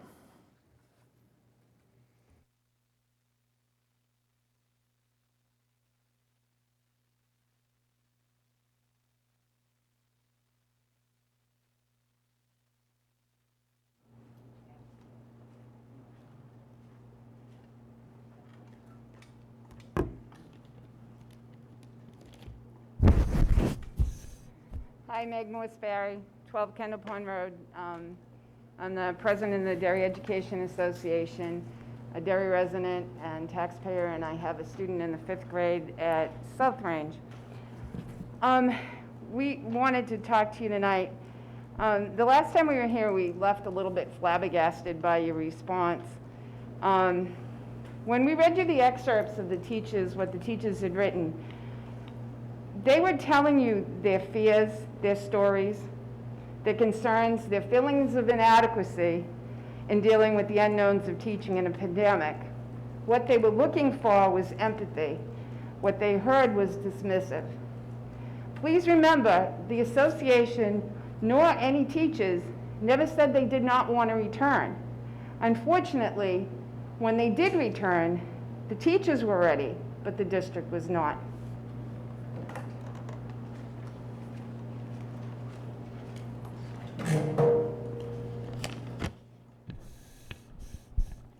Dave Levesque, Vice President of the DEA.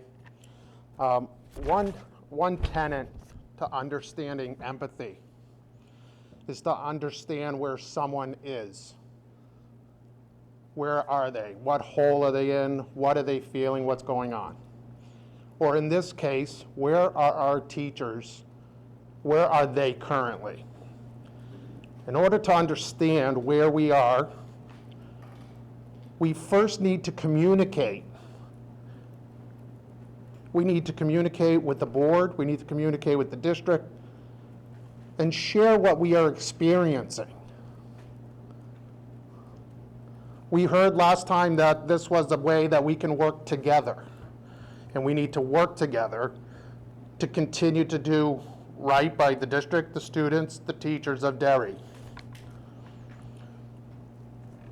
So with that, we're not trying to give false information. We're not trying to mislead anybody. We're trying to speak from the heart, share our concerns, share our fears. On Friday, your teachers in Derry reported to work. We never once said we were not going to be here. Matter of fact, I know Meg and myself every week said the Derry teachers will be here. We never once said we wouldn't. On Friday, we appeared to work. Tried to set up classrooms. We've been busy. There's a lot of work to be done. We've never done this before in a pandemic, ever. 20 years of teaching. I'm doing things I never did. I'm trying to learn new routines. new protocols. Monday, yesterday, day 1 of meetings. Today, day 2. Our concerns that we tried to share and our fears and unknown came true. We're not looking for a silver lining here. I want you to understand where we are at. As of today, and I've heard many things ordered, many things there, many things here, there. They're not in our classrooms. So as of today, and I will say, and not seen in many schools or classrooms, we said our schools were not ready. The job was not ready for us. So I'm on day 3, day 2 this week, 2 masks. So now I need to go supply myself a different mask or do laundry every other day. So now I have to go buy more masks because I have 2. Or keep buying these. So we talk about PPE. We hear about the governor spent all this money on PPE. Where is it? We have 2 masks. We work 5 days a week. Gloves. I haven't seen a pair of gloves. That's not in my room. And we understand they were ordered. We understand that. They're just not where we need them. 3 days went by. I have no disinfectant in my classroom. I've had 2 meetings in it. I can't disinfect my room between meetings. I don't have it. Lack of social distancing. We had all staff school or school staff meetings. Zoom crashed yesterday. In my building, I don't know, 85 students and half of the cafeteria showed up. And what did they do? They kept squishing desks and desks and desks. They kept grabbing more from other rooms to make room for everybody. We were the people that chose to stay there were not 6 feet apart. And that's not just in my school, that's happened in other schools yesterday.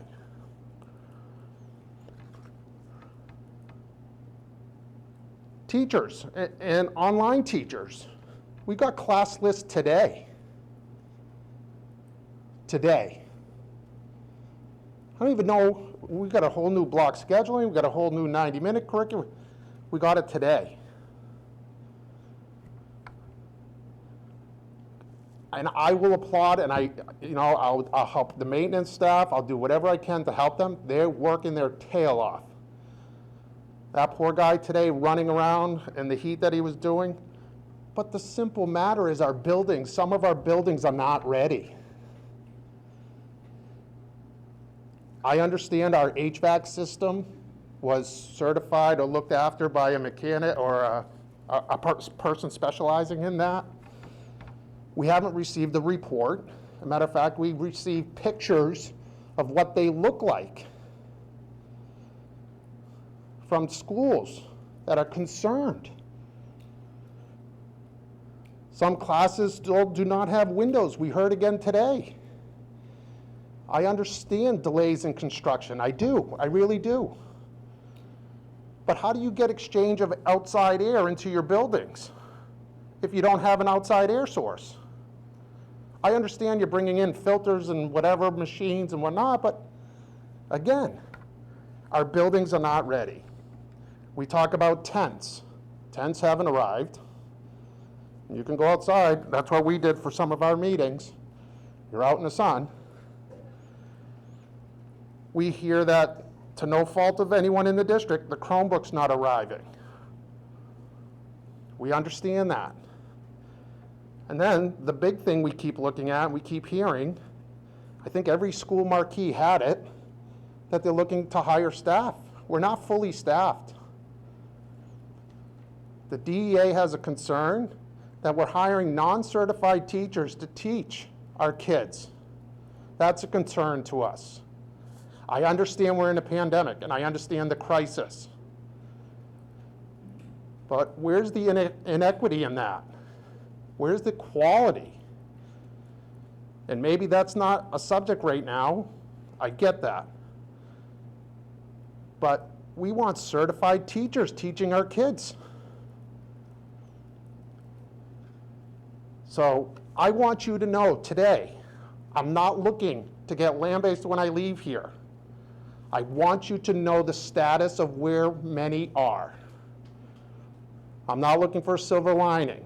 I just want you to understand that in order for some of this to get done, our fears came true. School starts Monday. If it wasn't ready for us, we have a lot of work to do to get it ready for the kids. I will ask you, Mr. Chairman, once again, to delay the start of school. Have a discussion about this amongst your board members. I would ask you to delay the start to give us time to get ready.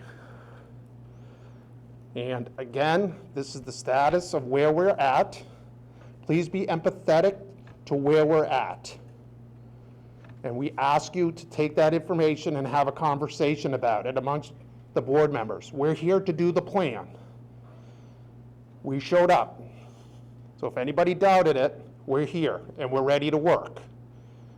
We're not going anywhere but teaching our students that come to us, whether it be remote or in the class. I'm ready to do my job. I just want my job ready for me.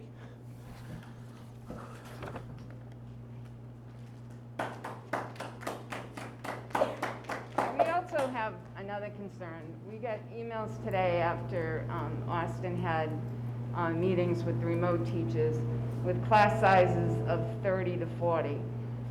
That's not what our class sizes are in our schools. And regardless of whether people think it's easier to teach remote, it's not. And it's not equitable for someone to be teaching 15 in a classroom and 33 online. Class lists have changed again. I've gotten emails since I was sitting here. We really need to look at those class sizes. They exceed the board's expectations and the board's limits. They, in many cases, exceed the state recommended limit. There's 33 kids in a 5th grade classroom means that every child is getting less than 10 minutes of individual time from a teacher.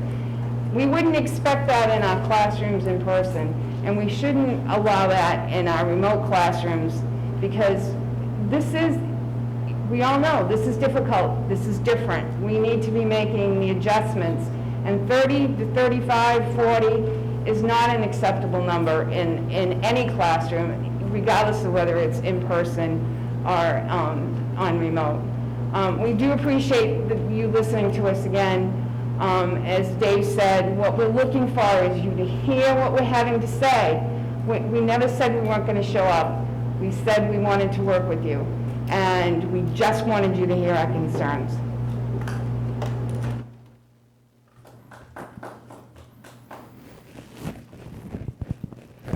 Thank you both again for coming. I think the empathy is definitely there. I think sometimes both sides have built up anxiety over how we approach each other, and I think we've begun discussions on the side to help offset some of that. And I know there's still ongoing work in the schools, and all those folks are working really hard to get ready. And I think your ability to come here and just explain some of those concerns to us helps that process further along. So we truly appreciate you coming here tonight. Thank you. Does anybody else have any questions or concerns? I'd like to know if that teacher-to-student ratio is like that for remote, and if we've suspended the school board class size policy for remote.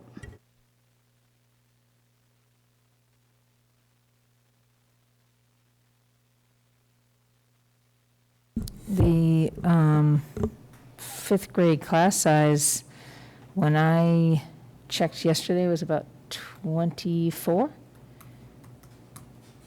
You can check that to be sure. The only one that is high right now that I know of that exceeds class size, and I talked to the commissioner about this, by the way, and the commissioner said that we could exceed as to the RSA.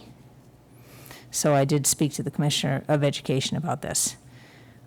is grade 3, and I believe the number's 37, 38 in grade 3, of which we decided to wait and reevaluate because we have students moving in and out. Grade 4 was in excess of 40. We added another teacher in remote. Those were the numbers I had yesterday in grade 5. 20-something? 24? 25? Right now, Great. I've got Something like that. I have to- kindergarten is 3 teachers, 57 students, approximately 19 each. Grade 1 is 3 teachers, 55 students, 18 to 19 each. Grade 2, 3 teachers, 74 students, 24 to 25 each. Grade 3, 2 teachers with 76 students, approximately 38 each. If we went to 3 teachers with those same 76 students, it would be down to 25 to 26 each, which is what we did in grade 4. Grade 4, we had 2 teachers with 88 students for 44 each. We added a 3rd teacher, I think it was Monday. And they are Yes. still at 29 to 30 each. Grade 5, 3 teachers with 92 students, 30 to 31 each. 30, okay. we're Grade at 6. Now, 6, 7, and 8, we've got the 4 core teachers. And there is also a special ed teacher that will be on each team. But if you look at the 4 core teachers, 68 students, they have about 17 each. And again, at that level, because there's subjects, it's harder to consolidate students that way. Grade 7 is 4 teachers, 103 students, approximately 25 to 26 each. And grade 8 is 99 students, 4 teachers, 24 to 25 each. So grade 3 right now is the one that is very high. And we have been talking about that, and either add a teacher or we wait for that between now and September 18th, which we did actually put on our sheet. And we recently talked about it as yesterday. I don't know if you guys talked about it today. I wasn't in your meeting. But we are keeping an eye on that. Yesterday, we had some shifted out of grade 5. And I don't know if we had any shifted in today in grade 5. Seemingly they went up since yesterday, so we may have. Those numbers fluctuate. If we had made a cutoff date that was much sooner than September 18th, that may have been to our benefit. We extended that date until September 18th. I think that was to families' benefit. I don't think that was to our district benefit. So, however, we did that for students and families' benefit. So, and I did talk to the commissioner about that directly about 2 weeks ago, and he said that was permissible, according to the RSA. Okay, this is just the first time I'm hearing those numbers, and I just suggest we really look at those, because while it may be permissible, we're talking about equal education for these remote kids. We offer this plan, and I do believe that while it'll never be the same as in person, we have to try our hardest to give them the best education. And remote is different, but I'm glad you're looking into those 3rd grade numbers, because that horrified me right there. That's So, the one right now that, is our microscopic view at this point. And I have kept Derek apprised, for sure, and that is the only one right now that we are concerned about. The others we've taken care of. So I think the biggest part of the problem is that while we were great about giving that long opportunity to switch back and forth, it's created a problem in in our buildings and in remote, right? So, today, those numbers are this. Tomorrow, they're going to be this, and then by Monday, they're going to be this. So, as things change in the world, people become more comfortable or less comfortable, and they change. So it's hard to know what teacher you need to put where. And when we start juggling, when we continually juggle kids, we're also changing everybody's classroom. So, the anxiety of that is a problem too. So I don't disagree that the numbers are high, but I think we also need to put some trust in our teachers and in our administrators that by middle of September, we'll be able to manage it better and figure out the best way to manage moving forward from that point. And I don't like it. I've always been a proponent of lower class sizes, but I don't know a better way to manage it at this point because of the option for people to keep switching back and forth. Or as we've stated yesterday at our leadership meeting, if we see those numbers go up as of August 31st to September 1st, then we will likely add that teacher right away and not wait until the 18th.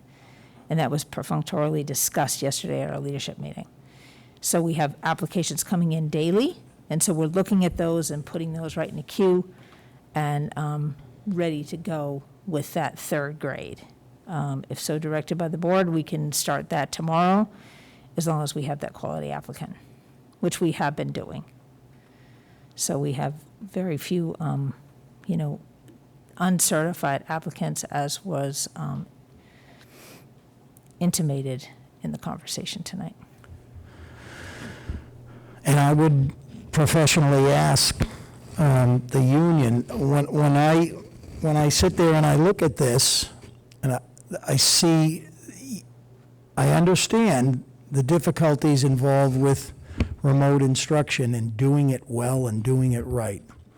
I also sometimes look at an inequity of we have moved up to 3.5 hours live, and I know there's a lot of things that go behind the scenes with recording things and so forth, but I feel you could also see there's an inequity with those teachers who are coming in face-to-face, and they have travel, they have duties, they have elementary teachers who are in front of their kids for approximately 5 hours a day. There's differences.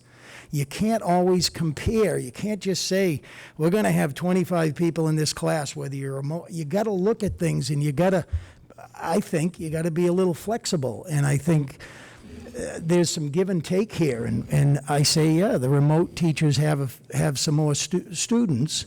And I would agree. We need to look at numbers like 38. That's getting a little bit out of hand. And we did that with fourth grade, and we hired a third teacher. I would guess that as Brenda says, if this stays at this level, we'll look at third grade and do the same thing. I know that this morning I was at one elementary school, and while I was just there, honestly, less than 15 minutes, 2 parents called to switch their student whichever way. I don't know whichever way. I know in my neighborhood, right next door to me, I have a third grader who's moving in, starting school in October. So, there's so, but this would be happening anyways, even if we didn't have a pandemic. We always have this shift of students, although this is a weird shift, right? But we always have to continually look at numbers all the way through the opening of school, because we have people move out, we have people move in. We know right now in Derry, if you put a house on the market, it's gone so quickly, right? I mean, they're selling in 24 hours or less. And they're selling to families who want to come to New Hampshire because it is a safer place to be. So, they're going to come to our schools. And like I said, right next door to me, there's a third grader moving in. So it's a balance, and I trust that we'll do the best we can and hope that our families will be understanding until we can balance it all out. Because if you hire a teacher and then kids decide to go in, then we have a problem on the other side. So, I guess it's a good problem to have with all our children, but it's a bad problem to have to try to balance it all with everything that's going on.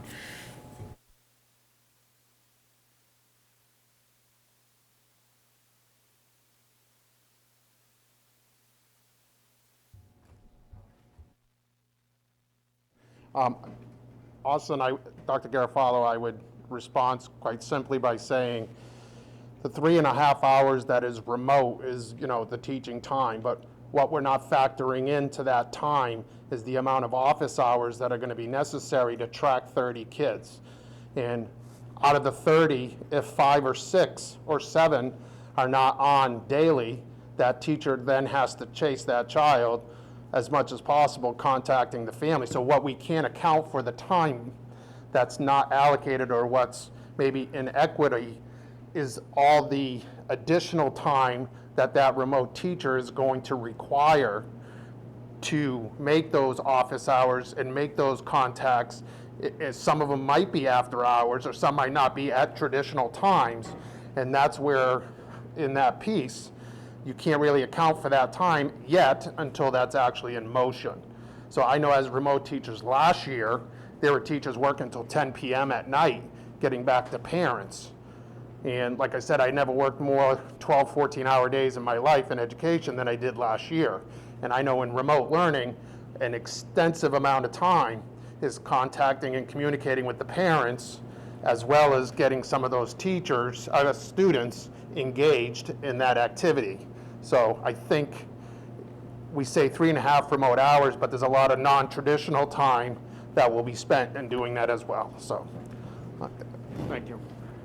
Erica? I know that when we're in the classroom, we have assistants around the building to help at different times of day. How will the assistants work in remote settings, and how could we put those to use in some of these larger class groupings until, I assume, September 18th, when we have a better handle on how many kids will really be in each of these grades remote?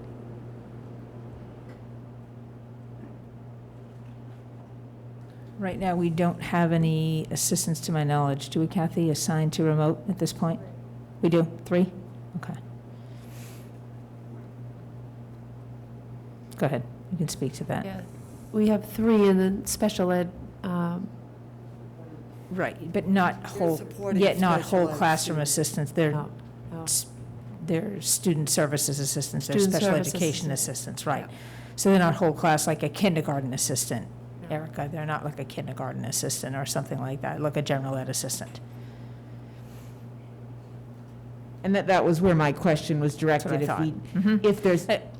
If you have a large class of 29 or 30, would we have assistants we could move to those two largest groups to help with some of these breakout sessions, or help track kids, or help answer questions until we know what the real numbers are going to be? Because I agree, those numbers are high, and I understand right now we don't know how they'll land, but I think especially at the start of the year, that teacher may need more help tracking people down, and if we had assistants to help them, I think that would be optimal. We actually spoke of that particular example because that happened in one of our schools years ago when we had class sizes, over the class average and class size policy, and those teachers together in an aggregate fashion chose not to create a 3rd or 4th class at that time and chose to have a classroom assistant. So we talked about that at leadership the other day, and that is definitely a possibility. We also talked about the distinct possibility of adding a teacher, and to watch those numbers very carefully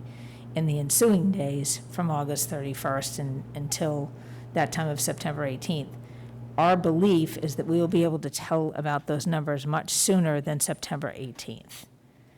Our belief may be wrong, but that is our belief system right now. We'll be able to tell about those numbers, how they're going to go either way, because we're only it's only a few short of 40 at that point, or are they going to really go down significantly those first few days? So the assistant idea definitely came up, and the reason I asked the question is I can speak a little from experience. My daughter in 3rd grade this past year was in a class of 27 students when it went remote, 26 or 27. And it was very complicated. The teacher she did a wonderful job, and she did hold a couple of large class meetings, but it was just her talking. There was no way to have a conversation with that many. So when I look at numbers even higher than that, I do get a bit concerned. So if there is a way to incorporate any kind of assistant to help with some breakouts, I think that would be optimal, though I understand that it's hard to address these numbers till we know how all the numbers will fall. Thank you, everyone. We're going to continue to monitor that. We're going to continue to work on the buildings, and we're going to continue to talk to each other and move forward. So, thank you. All right. Committees. Manifests. Yeah, Chair, let me open up with a request for reconsideration, motion for reconsideration on a manifest from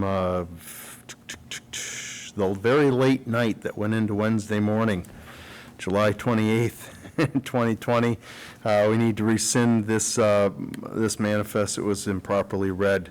I would make a motion to rescind the manifest from July 14th, 2020, which was $7,086,219.26, as it was improperly read for that evening. Could I have a second, please? Second. Thank you. Any questions on that?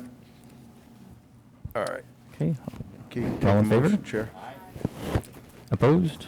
Abstentions? Very good. Motion So let me passes. read the proper manifest. That would be, I make a motion to grant the manifest from July 28th, 2020, in the amount of $620,657.76, of which general payroll accounts for $233,018.11. General expense was $387,639.65. That motion is read. I need a second, please. Thank Motion by you. Lynn, second by Jessica. Any discussion? All in favor? Aye. Opposed? Abstentions? Motion passes. We can go to our regular scheduled manifest now, sir. I make a Jess? motion to approve the manifest in the amount of $1,425,833.88, where $260,691.15 are general payroll, $1,165,142.73 are general expense. I'll second that. Motion by Jessica, second by Nick. Any further discussion?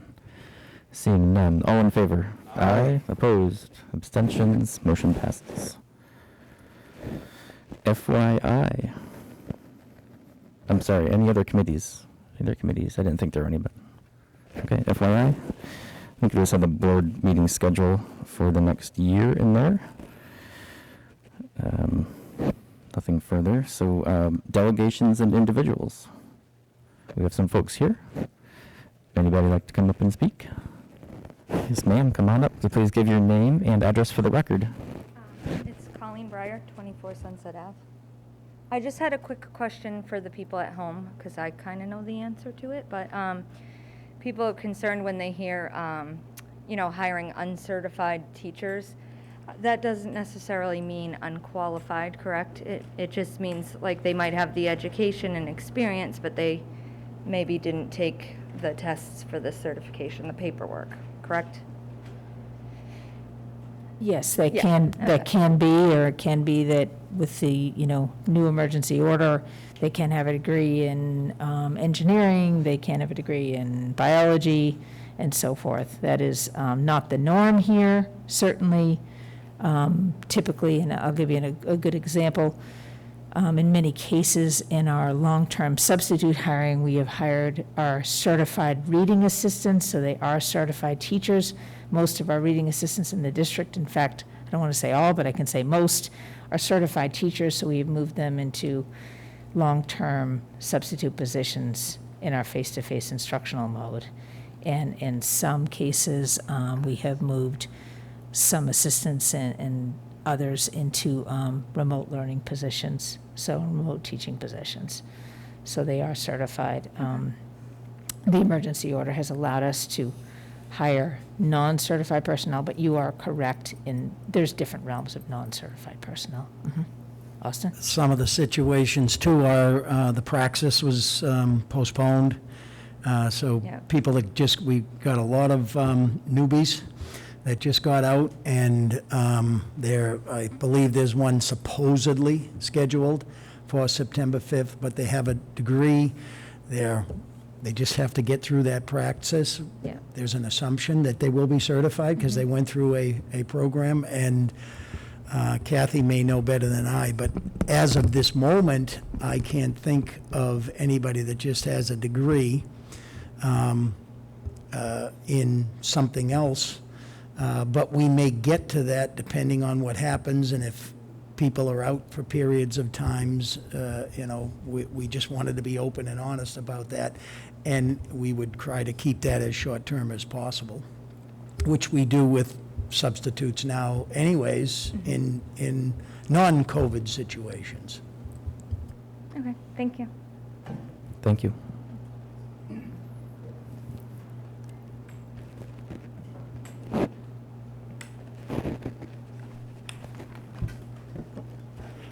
Stephen Barry, 12 Kendall Pond Road. Now, during my 8 years service in the U.S. Air Force, one of the lessons that I was taught repeatedly is that there is a vast difference between having a plan and having an effective and appropriate plan. Unfortunately, what I've heard tonight breaks down up until the students walk in the school door and after they leave it. Anybody who's ever ridden a school bus knows that if you put two students on a seat, there will be physical contact, there will be an exchange of aerosols, even if they're supposed to be wearing masks. People are tired of them, they shift them, drop them down over their nose.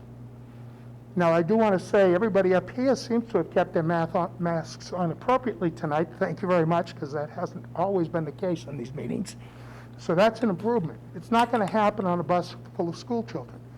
You have students broken down into cohorts in the schools, but the boundaries of the cohorts are going to be erased by students riding to school on the buses or students even carpooling. You're still bringing at least 75% of the student population into the school.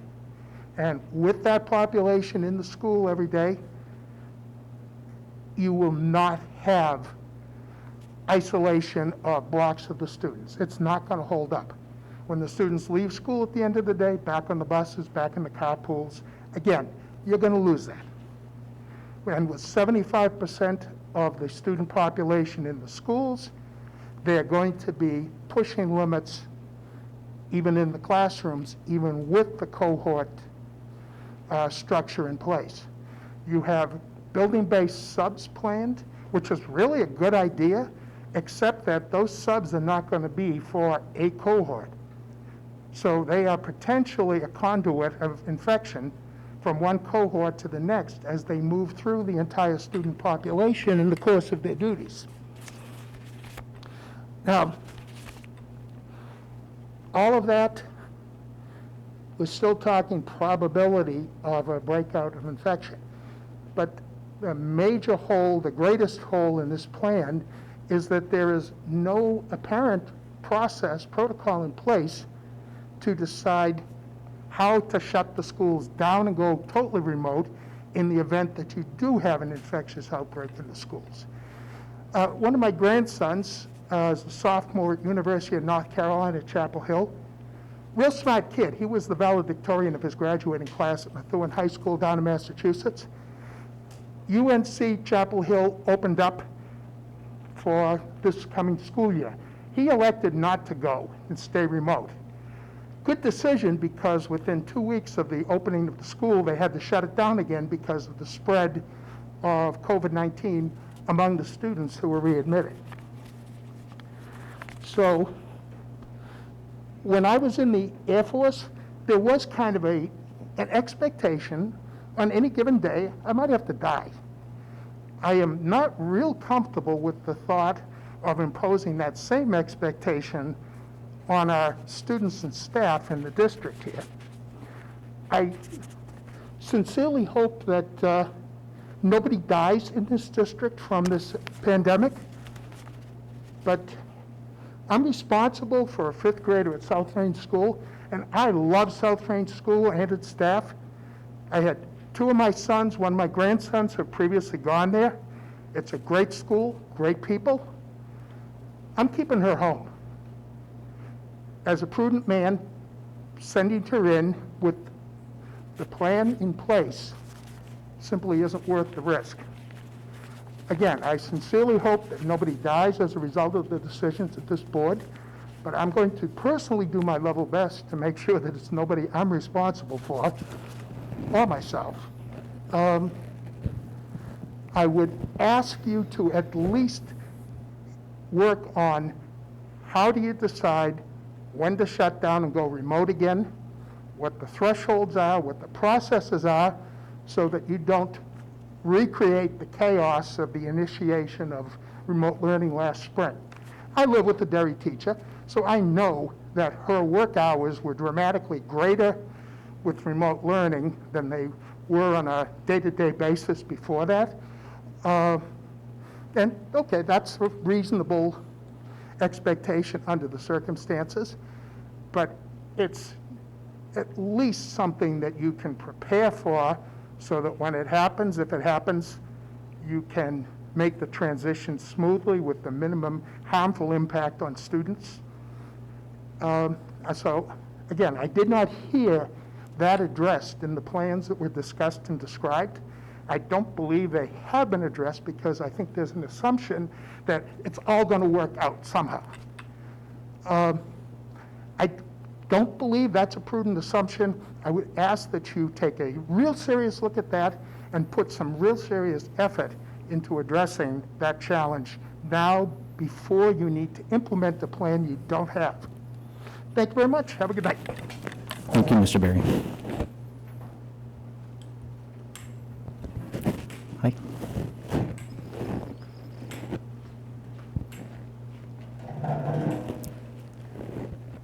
My name is Stacy Cookin. I live at 44 Amherst Drive. Welcome. I know I spoke to Mr. Kellen on the phone about my son is legally deaf in one ear, and about the mask that you showed. But when I was listening, those masks that cover everything, I could hear you less than I could hear you with this. I know my son, if he can't hear you, he's going to completely go and act up, have behaviors because he can't hear you. He can't read lips with these. I'm looking to find a mask that he can actually see and feel comfortable. He has sensory issues. My question is, how are you going to accommodate these children? Because I am sending him back. He's eager to go back. He can't wait to see his friends. He can't wait to meet his new teachers. But how are you going to accommodate these children who have these special needs, who can't hear? I mean, I'm going to Hood on Friday to test his hearing equipment. I love the special ed. I moved to Derry purposely because of the special ed system, and I knew my son was legally deaf when he was a one-year-old child. And that was my question. How are you going to accommodate these special need children who can't hear with the masks and learn with them to the point where, because it's covering your whole body, you can't hear at all.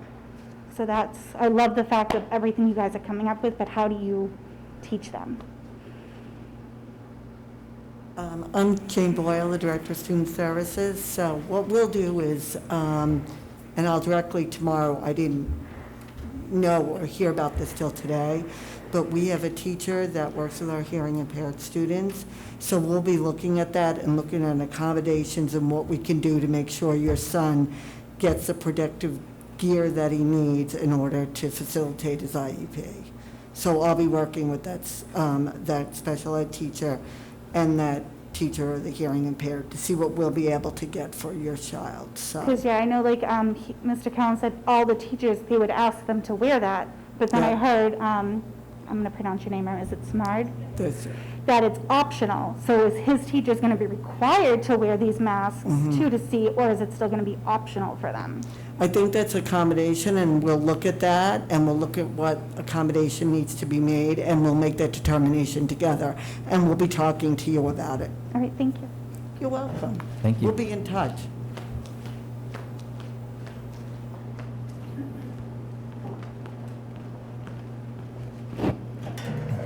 Good evening. Good evening. David Clapp, 3 Barkland Drive, Derry, New Hampshire. So I think we're all going to agree there's no perfect plan and there's no perfect solution, but we have to make that leap to make it happen. And we've moved here in 2018 from Drake and Mass, and we've had nothing but great experiences in this district. Mr. Brown, Mr. LaFleur, Jane, Mary Ann have had multiple conversations, my wife has, And we are comfortable with their leadership and what they've done with us over the 2 years we've been here, and had nothing but great things for those guys and what they've helped us. We have a type 1 diabetic daughter that's at Barca, Mr. Brown, the nurses, they've made the transition seamless. So we, my wife and I, we are comfortable and really feel that the leadership that's in place can make our children safe in schools. So that's my first point. My second point is I want to address something that was said a couple weeks ago at the meeting by Nick. I think his point was a significant chunk of the 74% who are sending their children back to school can't handle their kids or believe school is considered a daycare. And I'm a person who doesn't get offended easily, so that kind of stuff doesn't really bother me. I guess I was real annoyed and pissed off that those comments were made. It's just, as an elected representative of a town school committee, those aren't the words you should be saying to the people that elected you to the board. That's something I'd expect to read on Twitter or social media from someone like me, frankly. That's not acceptable conduct for someone that you represent, particularly 74% of the people that you represent. And, like I said, I think I read what you wrote afterwards. It is what it is. But I'd be remiss if I didn't bring it up because it angered my wife and myself pretty greatly. As you can imagine, and everyone's dealing with working from home and trying to educate your kids and deal with that dynamic. My wife's a social worker trying to deal with endangered kids in Massachusetts while she's trying to teach our kindergartner and ourselves to stay online for 2 hours. It's just not reasonable. And at the end of the day, we got to pay a mortgage, we got to put food on the table, and we're both working full time. So, yeah, does that factor into our decision? Of course. But at the same time, my experiences with Jane, Mary Ann, Mr. Brown, Mr. LaFleur, and at Barca has made at least that one decision a little easier, knowing that we can trust those guys and the plans that try to put in place. It's unreasonable to expect on day one when you come to a school that everything's going to be cookie cutter. It just doesn't work. I work in the private sector. Things don't go the way it's planned. You got to expect hiccups. You got to have the wherewithal to work through those. And I'll end here saying, I was really disappointed at what I heard my wife saw at that 6-hour meeting of all the teachers picketing.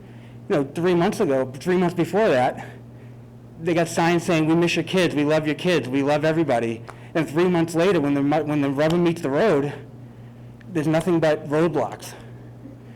And everyone has to understand that nothing's perfect. You got to work through it. It's going to take some time to do it, and that's the way it is. I don't understand. Nothing's perfect on day one. So, and if then 3 weeks, a month later, things aren't improving, obviously you guys will reassess and we'll do what you got to do.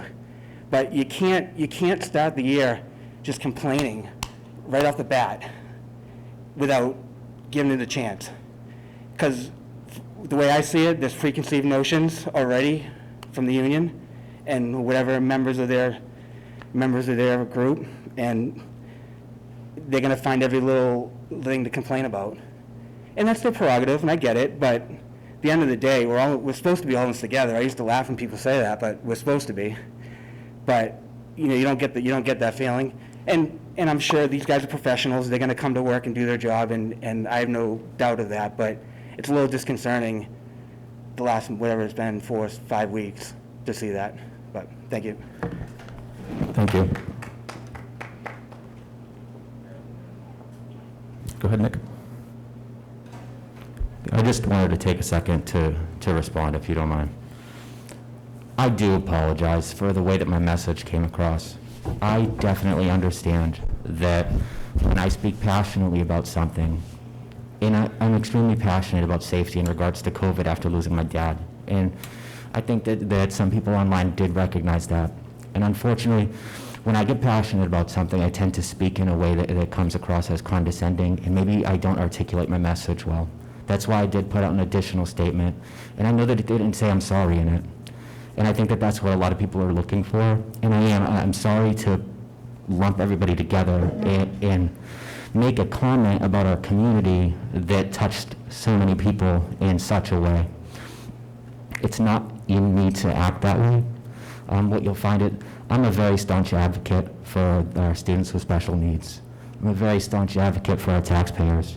The safety of our students as well as our staff is tantamount to the decisions in which I make. Obviously, it's a decision that I allowed myself to hit too close to home. So again, I'm sorry for communicating my message in a way that was hurtful. It was not meant to be that. Colleen, I know that you were one of the most fervent people, online in regards to, expressing yourself. And I apologize, again, for communicating my message in that way. I love this town. I'm involved in a variety of different aspects of this town, and I never meant to say something that would hurt so many people. So again, I'm sorry for lumping everybody together in that sort of grouping, for making the comments that I did. I'm a very passionate speaker about certain things. Also, you'll hear there's a tremor in my voice when I speak. I have essential tremors. It's the opposite of Parkinson's. It means that as my muscles are engaged, I tend to shake. That happens when I speak with passion. So again, I apologize for coming across the way that I did, and I just wanted to communicate that to you all live on TV today. So, thank you. Thank you, Nick. Hi.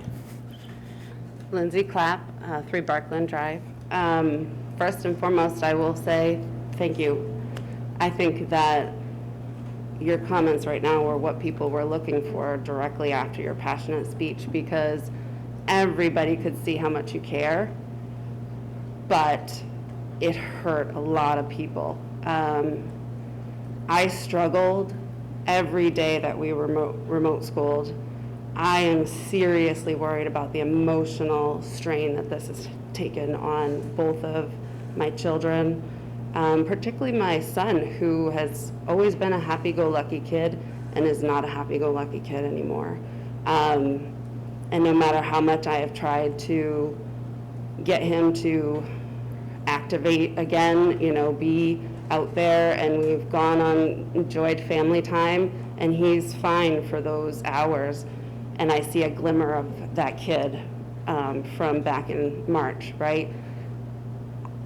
He's not looking forward to school because he already knows how different it's gonna be, but he wants to go to school, and he wants the chance, just the chance. And that's where I am, I guess, passionate, is that we just want to move forward. And I appreciate and I empathize with the teachers, because I am an essential employee. I have to send people out into the community right now. I have to deal with child fatalities. I have to deal with horrifying abuse that is happening while I'm trying to teach my children how to read and to teach fractions, which I'm terrible at. And it's really, it's not, yes, I guess to your words, I can't handle it, I can't handle it. I can't do both well.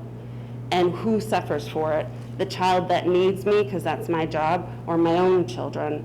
And I also have a child who needs my health insurance and my paycheck. And so, I just don't, nobody should be lumped into any general category. But what I hear from the numbers is that still, the faith of this community is that people want to send their children back to school. They have faith in all of you. They have faith in you as teachers. They absolutely do. And I have sent emails to our school because, of course, when the whole world wants Chromebooks, you're not going to get them. They're going to get delayed. There's some things that we can just naturally understand are not going to happen right away because everybody's in crisis. So, I implore you to look towards your PTOs and your PTAs and rally your parents, because they're 73%, 72%, the 84%, they will help you. They will give you whatever you need to try and make this work and to make you feel comfortable and safe.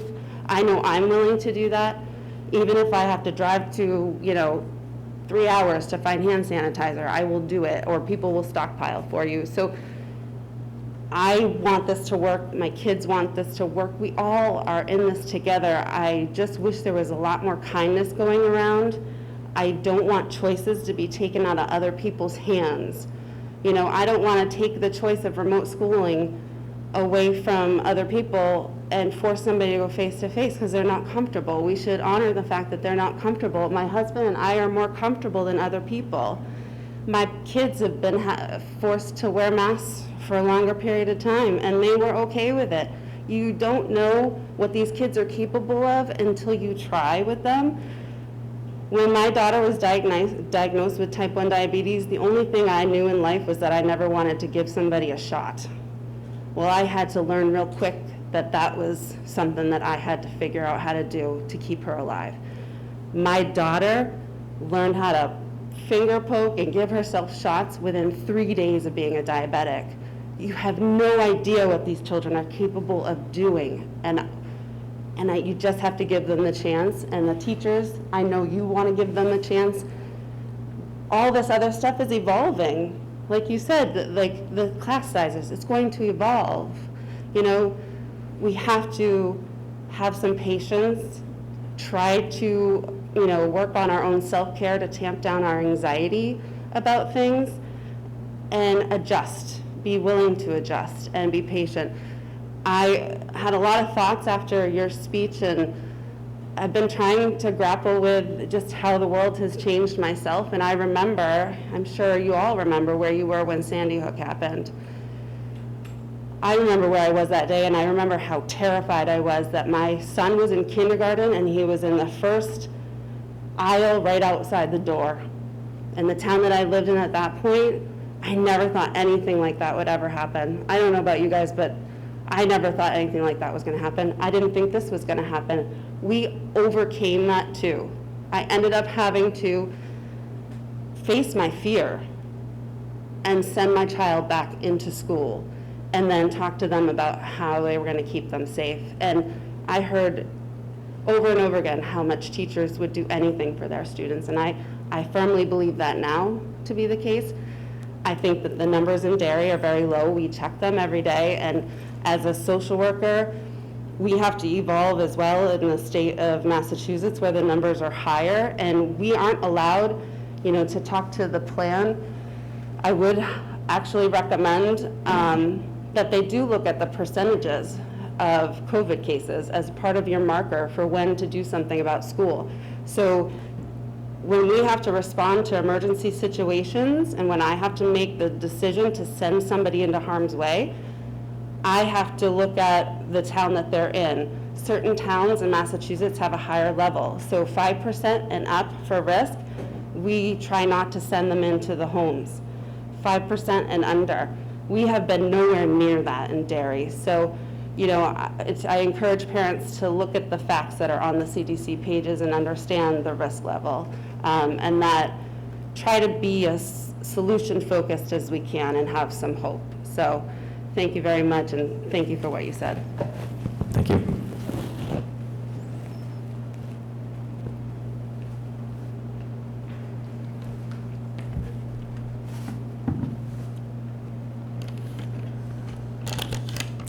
Zamboni intermission.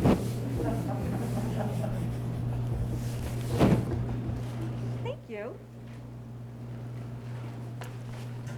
Hi, I'm Carol Raza. I live at 83 Kilray Road. So I have some questions about remote, as I'm going to echo some other people. We have 6 days left, 5 days, and we start on the 6th day of school. And the remote parents have heard nothing about times that school will start, about how it's going to work, what classes their children will be taking, will they be allowed to take UAs.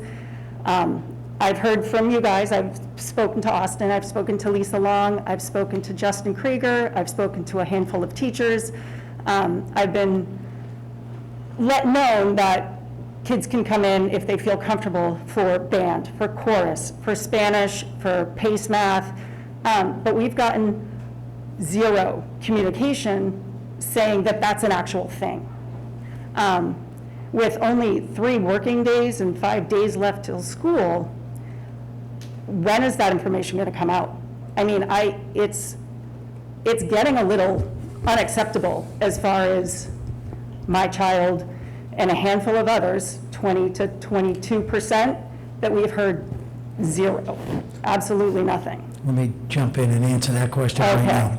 Believe it or not, we finally got to talk with the alternative remote learning plan teachers today. We met for about an hour and 45 minutes with the elementary, starting at 9, and then we picked up the middle school at 11 and went into the early afternoon. We're hoping tomorrow. We wanted this to come directly from your teachers, and the teachers are going to reach out to, they got class lists, and again, as we've been talking about, those class lists are moving around, but for the time being, they have their class list and are expected that they will reach out tomorrow to their parents and students. So it will be one teacher reaching out to a small group and being able to answer questions and give you some basic information and numbers and emails and those kind of things to have some communication going on. Okay, but, so are we going to get schedules? Are we going to get something that tells us what's going to happen on Monday? I mean, the kids who are coming in have bus times, have bus routes. There's a general schedule, a sample schedule that I've seen online. We have nothing. And then again, if our kids are comfortable coming back in for band or chorus or Spanish, is that something that we have to let somebody know, or do we just bring our child to school? It's just, when I reach out to the teachers and we don't know, Carol, ask so-and-so. So I ask so-and-so and they don't know. I mean, My first suggestion is always call your school. I've done that. Call your main office and your administration. They will be the ones, if you are going to bring a child, you can tell us. I'm not gonna, and isn't we that will- information coming out where, like, we had information coming out, will your children be taking a bus? Do they need a Chromebook? Is there something coming out saying, yes, I'm bringing my child in for band? Or, it's just, there's so much left that we don't know, that I don't think the district is ready to start on Monday, like, as a whole. By listening to the in-person classroom stuff, the remote, I don't even, as of 2 seconds ago, as far as I'm concerned, there's nothing there. And I've been calling you, I've talked to Mac, I've talked to Justin, I've talked to Lisa Long. I'm a very involved parent, and I know nothing. And I've been reaching out to the people that I know I need to reach out to. And for the parents who don't know who to reach out to or are comfortable reaching out to the superintendent of schools or the assistant superintendent of schools, I've talked to people who aren't comfortable, like they don't want to waste Mr. Krieger's time. I'm not that parent. I'm going to reach out and I still have nothing, like no information. So it's kind of disheartening thinking, I put my trust in my child in you, and I have no information with school starting on Monday. So it's confusing to me as to like what's going to change in 3 days, 5 days. Information will come out tomorrow. Okay. There will be one thing that will change, and it's difficult because teachers didn't come back till Friday. Professional development didn't start till yesterday, Monday. Was it Monday yesterday? Monday was Feels like yesterday. a week. And so excuses after excuses. But we allowed the schools to have their people that first day without a lot of interruptions and so forth and so on. That's why we planned our meetings for Tuesday. And as you know, we still have some people to talk to tomorrow who have not been hired yet or just got hired today, and we'll be getting them up to speed. And a great suggestion, something will go out about contacting your school if you are looking to come in face-to-face. So now I have another a question class in or regards to that. If I'm not comfortable bringing my child into band, or if I'm not comfortable bringing my child in for chorus or Spanish, what's my option? Is there a remote option for UAs? Currently, no. So the equity in that between remote and in-person is? I can guarantee you right now that we will do the best we can, but I can tell you right now, you bring your child in face-to-face, you bring your child in remote, we can't match face-to-face. And I understand that, but there should be some option. And we are looking at a potential phase, and we're focusing on the core subjects and getting that rolling. Again, the gentleman over there talked about, we roll into things, we see how things go, we move slowly but surely. There's a potential for some phase-in of unified arts for those people, because we also know there's people that can't come in to the schools, whether they wanted to or not. And, but we need to get up and running, then we need to look at whether or not we can, and do we have the staffing, do we have to hire more staffing? If we do we have the monies in our budget to hire more staffing? You know, it's difficult right now to find a lot of people available. It's real difficult to find a chorus teacher, for instance, because they're so, or a PE teacher or something, because it's so specific, you know. And we are, by all means, telling families about VLAX. VLAX has opened up K through 8, as I'm sure people know. And VLAX is full. Full? Yes. Ouch. So At least K to people have 5 been is listening. full. I know the high school is still open because I'm looking at something for my daughter, but. That's good, that's good. So we are not saying no, we're saying at the start, we'll be focusing on the core, but we are hoping to have some kind of a phase-in. But we will have to see as we move along how we'll be able to make that work. Okay. Thank you.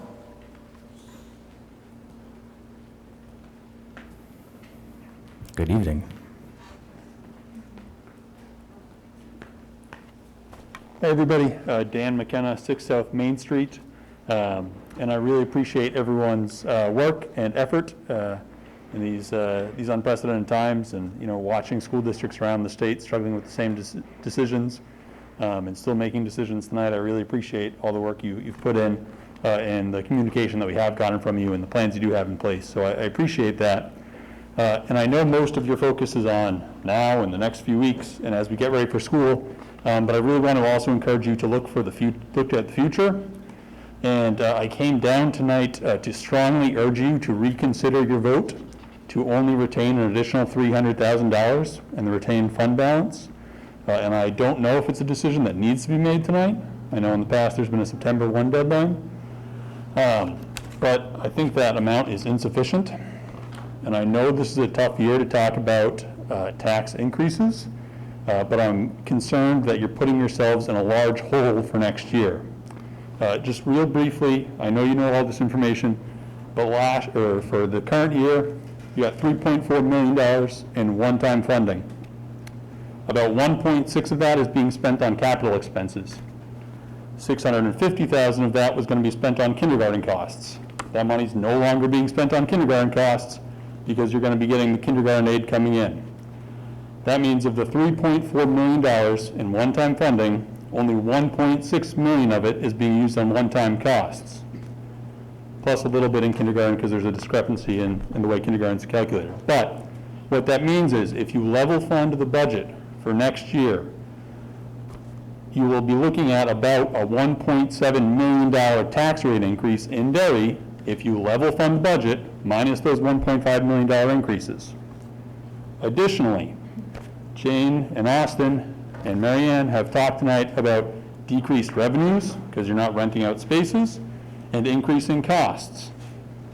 Luckily this year, the district, or this past year, the district underspent the budget by $3.6 million. We'd planned to underspend the budget by about $3 million so that you can use that to offset the tax rate. My guess is that when you get that budget presentation for the first time in October, the administration's not going to be bringing forward an estimated $3 million unreserved fund. My guess is it's going to be 2.5 or 2 million. I'm making up those numbers, so I don't know what it's going to be. But because we know we're going to have revenues coming in less than expected, we know we're going to have costs greater than expected, you're not going to be able to have a $3 million unreserved fund balance at the end of this current year. So if we assume that it's only $500,000, that means next year's budget, you'd be looking at more than $2 million in Derry tax rate increase, net district assessment increase, even if you level funded the budget. That means no staff raises, no new special education costs, no collective bargaining items, no Pinkerton increase, no next increase, no health insurance increase, nothing. You'd still see more than a 60-cent tax rate increase in the next year, even if you level funded the budget. So that's an issue. So I really encourage you to think about retaining more this year. Essentially, you're going to spend $650,000 on kindergarten funding from that one-time fiscal capacity disparity aid. Since you're not spending that on that cost anymore, you should at least take all of that money and put that in the retained fund balance. That will allow you to use that on one-time costs next year, or if we overspend the budget, we can buy those Chromebooks. You can use that to offset costs for teachers or whatever you need to spend that money for. You can use it to make up for those lost revenues that you had planned for, or that we had planned for.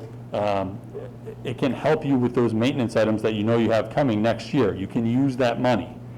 Based on the numbers I saw on the screen tonight, and I was just kind of trying to look at them quickly as they went by, I think you could retain an additional $650,000 to $700,000 off of last year and still have only a 40-cent tax rate increase this year. Now, I know 40 cents is a lot, but when the proposed budget was voted on in March, we were expecting a 61-cent tax increase. So you can still decrease taxes by about 20 cents and retain $650,000 instead of only $300,000. And another reason why I think it's so important this year, when you propose your budget in January, we're going to have no idea what school funding is going to be for 21-22. The school funding committee the special committee is stripping the formula completely down and rebuilding. And the proposal that's going to come out is going to come out sometime later this year, potentially, but then it's headed to committee, and it's going to be subject to the budget, and who knows what's going to happen. So when you propose your budget in January, you're not going to know what we're getting for state aid the following year. When voters vote on it in March, we're not going to know what we're getting on in state aid. We probably won't really know. We might have some idea, but nobody's really going to know until a budget gets hammered out sometime in June. So there's a lot of unknowns. If you level fund the budget, we're going to see a spike next year. So I'd really encourage you to retain more money this year. I think you can do at least $650,000. I'd like to see you go higher. I don't know if you can push off. Last year you got an extension on the deadline from September 1st, and we got an extra month to get those numbers in. I don't know if you can do it again because you have the health trust money coming in now. The more money you can put away today is going to help us. Originally, when we did last year's budget, we thought it was just going to be a $1.2 million difference because we were spending money on kindergarten and we had money accounted. Then you could use the $500,000 that was already reserved, and you could stagger that in over 2 years. Now we're looking at $2.1 million. It might be higher. I really think you need to retain more money, and I think it's important. So that's why I came down tonight. And I know we have that unreserved fund balance this year. That just means we underspent the money. There's not a separate line item on the expenditure side for that money. So next year we're not going to have that same unreserved fund balance, and as a result, that's going to mean a higher tax rate increase because it's less essentially revenue for the next year's taxes. So I'd urge you to reconsider that vote tonight. If you can delay it and bring it up at the next meeting, that's fine. But if you can't, I really think you need to put some more money in that retained fund balance so that in October, November, December, January, when you're having your budget meetings, we're not talking about a big rate increase for next year. So thanks very much. Thank you, Dan. As always, you speak very eloquently to the numbers. So, Jane, when Deadline? They're offered to extend, but only by a week this year. Is that right? That's what I'm trying to look up to see if there was a deadline to request a extension. The DOE 25 They always set a September 1 date because it has to be ready for tax rate setting. I'm sure that in the situation that all the school districts are in right now, that they are accepting waivers for that. And I can certainly contact the state. I'm trying to find the email that I received regarding the request. But and if I can't find that right now, I'll call the DOE tomorrow. We would have our DOE prepared. We believe we have all our, we're really close on finalizing our numbers through our audit. So Bill will start on our DOE 25 this week, and it will be all prepped with the exception of 2 different lines, one for the unreserved fund balance and one for an assigned balance. So that's an easy enough change for us to update if we were to do it. I think it's September 9th is our next 8th, Yeah. okay. And then we would submit it, we would actually make 2 of them, so that if, whichever way the board voted, we could have them here to be signed so that they could get submitted the following day. Okay. All right, what's everyone think about that? I think that's the message I was attempting to get across, but not quite as good. So let's think about that and look towards the future. I know we're all looking at today and tomorrow and the 31st, but let's look down 2021, 22 and make sure we're taking care of a couple of years at a time.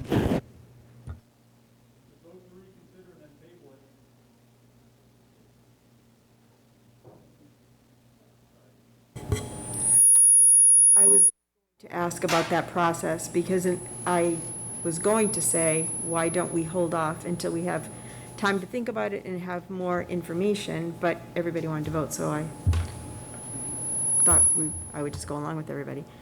Do you have a motion? I didn't make the motion, so it needs to be, doesn't the person who made the motion need to move to reconsider? You can pose a motion of structure if you'd like. I can, or the person? Anybody voted in the affirmative, I Okay. believe. I will make a motion to reconsider. Motion to reconsider, a second. I'll second. Any further discussion? So I think the numbers are Well, I'll tell you what, it won't hurt to take a little deeper look at it. So I was kind of comfortable with where I'm at. I think I pointed out that our projections and our tax rate last year, we came under that. But Dan's a knowledgeable lad, and I'm worthwhile considering now that he's scared the bejesus out of all of us. I guess it doesn't hurt to reconsider and table it for the next meeting, so. I'm not opposed to that, Derek. I will say that if we use Jane's math that says a tax impact of approximately 3 cents for every $100,000, that just basically means that we're going to push off a 9-cent savings potentially now to save 9 cents in a year or two. If we want to reconsider that, that's fine. I'm open to longer conversation. That's where they always lead. Okay. That's right. Can I do that? Do we have any badges? Yep. All right, so all in favor of reconsidering? Be specific, reconsideration of the retained fund balance. Yep. Very good. Yes. Opposed? Abstentions? Okay, and we will table that discussion until either the next meeting, or if we can't get an extension, we'll do something before then.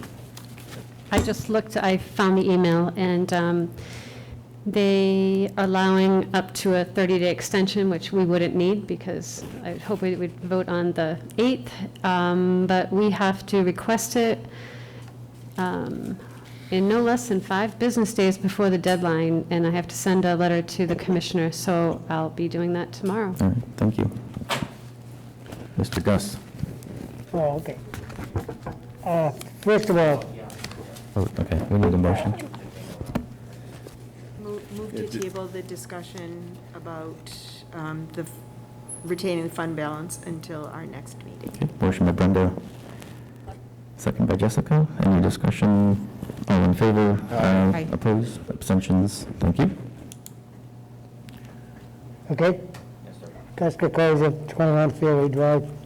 I'm part of the fiscal committee for the third year, and I've learned a lot from Dan, okay? And Len, I agree with you, he's very knowledgeable on what he says. One of the things I'd like this board to do from now on is you put a fiscal committee together, okay? I think Mr. Weatherby made it very clear at our first meeting that you have to rely on, you chose us to help you guide. Instead of rushing into decisions, okay, I'm glad you finally decided to put this off. Saving money now and costing us in the long run is not what we want to do. This is how we get in trouble, okay? And I agree that sometimes we jump to things too fast, okay? And then next year we'll be going through the same thing in the year after. One of the things I learned from Dan is you do what you can do today and look at for the future, but also do it very wisely, okay? We haven't done that too good. Last year we did a great job, but we went through a lot of hours trying to come up with a good budget. I don't want to have to go through that this year. If we can put more money aside, then we're better off doing it now, because nobody knows what the future is going to be. And, I hate to come up here and have to say that, but I just got text messages from some of the other people on the advisory committee saying, what's going on? Are we going to help them or we're not going to help them? So that's up to the board. Thank you. Well, Gus, before you go, and recalling Mr. Weatherby's comments, there's certain things that, in context of what his comments were that you're referring to, there's certain points that this board is responsible for by statute, which doesn't cover the Fiscal Advisory Committee. Yours is a selected group to help make sure that all ears and eyes and everybody that relies on the district are being served and supported. It's a little different than the town council, and it's not to be disparaging to the individual that you've just mentioned, but it's a different context, and it's not something that non-elected people have that ability to have say in. So that's just a slight bit off of what you're saying, but I wanted to make that clear. I understand that, Len, okay? And not to interpret it the wrong way, but you asked us to help guide, period, correct? Whether we're elected, whether I decide to run for the school board in the future is irrelevant, okay? It's what is in the best interest right now, okay? And, yeah, maybe Neil's looking at it from one point, okay, and you're looking at it from another point. Yes, you have an obligation, okay? But you also have an obligation to have faith in those people, okay? There's nothing in writing that says what the fiscal is supposed to be doing, is there? It's good. Sorry, I was just saying goodbye to Mr. LaFleur. What? You what? To your point, Gus, it's implied in the law, and it's implied when you run for election. You can run for school board, that's fine, but it's in regards to the Fiscal Advisory Committee, there's certain things by statute that this board does that Fiscal Advisory is not legally bound to do. I understand that part, okay. We'll get the feedback, Gus. That's one of the reasons we pushed it off, so. Okay. Thank you.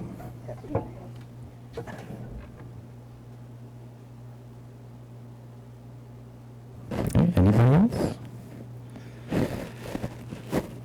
Okay, any other business? Are you coming or? Okay. Good evening. Lisa Halgren, 75 Waterfront. I came in tonight with a whole list of questions, and they all just flew right out of my head when you guys started talking about class sizes. I'm really concerned about the sizes of the classes, and if those are the kinds of numbers that we're looking at for the remote kids, and I know Austin just excused himself from somewhere, but I don't know what kind of numbers we're looking at for the kids that are in school. Does anybody know the class sizes for that?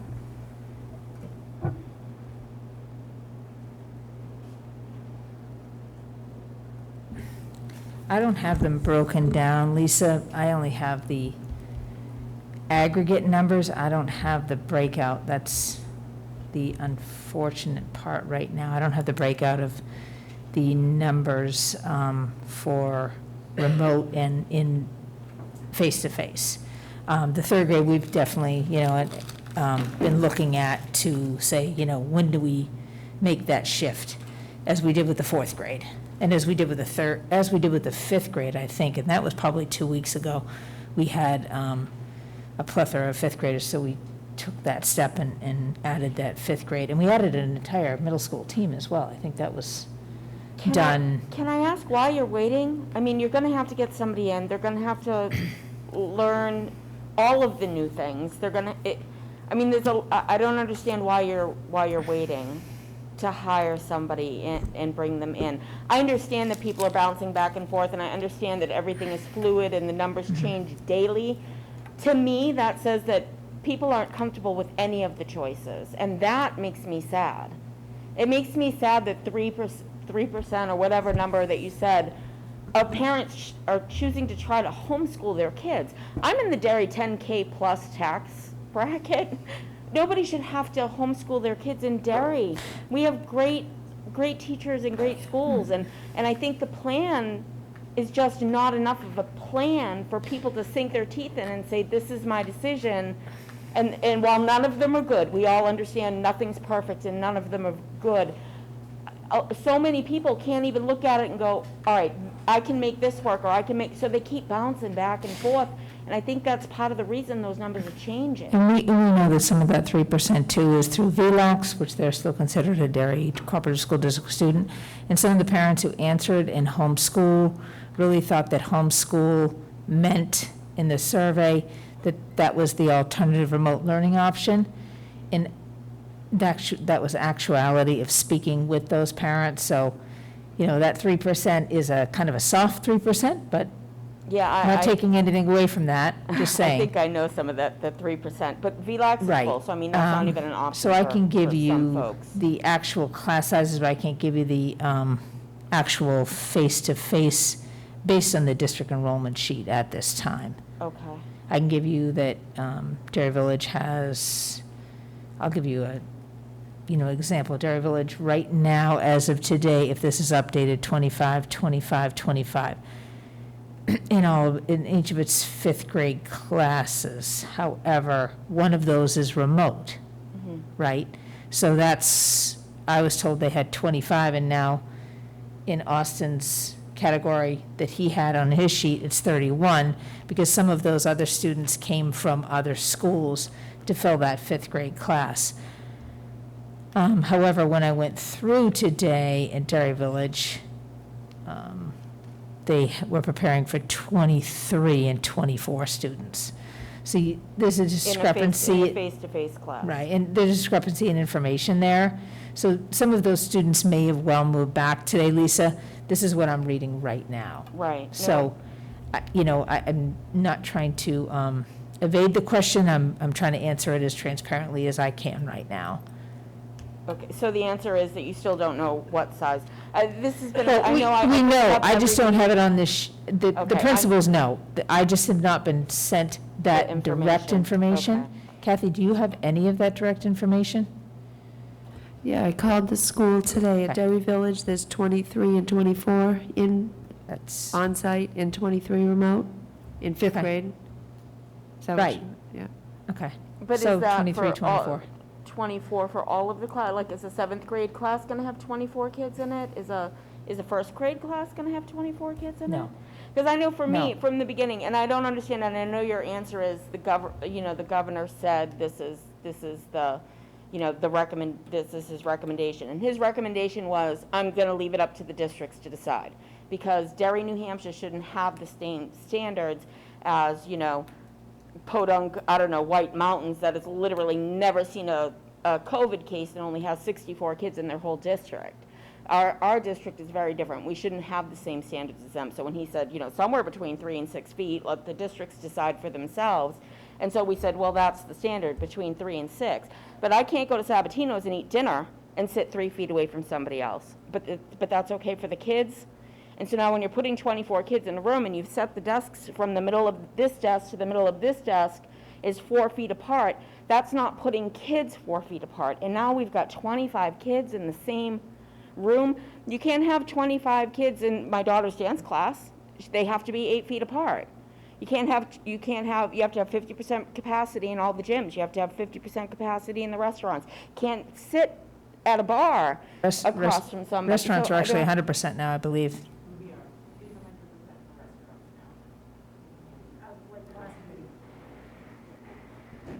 So I don't understand why it's not okay for other places, but it's okay for the kids. I just don't, the numbers are, to me, if we have the cares that we can draw on to hire more people, I don't understand why we're waiting to hire more people. I don't understand why. I think they're taking that under advisement and they're working forward with those numbers.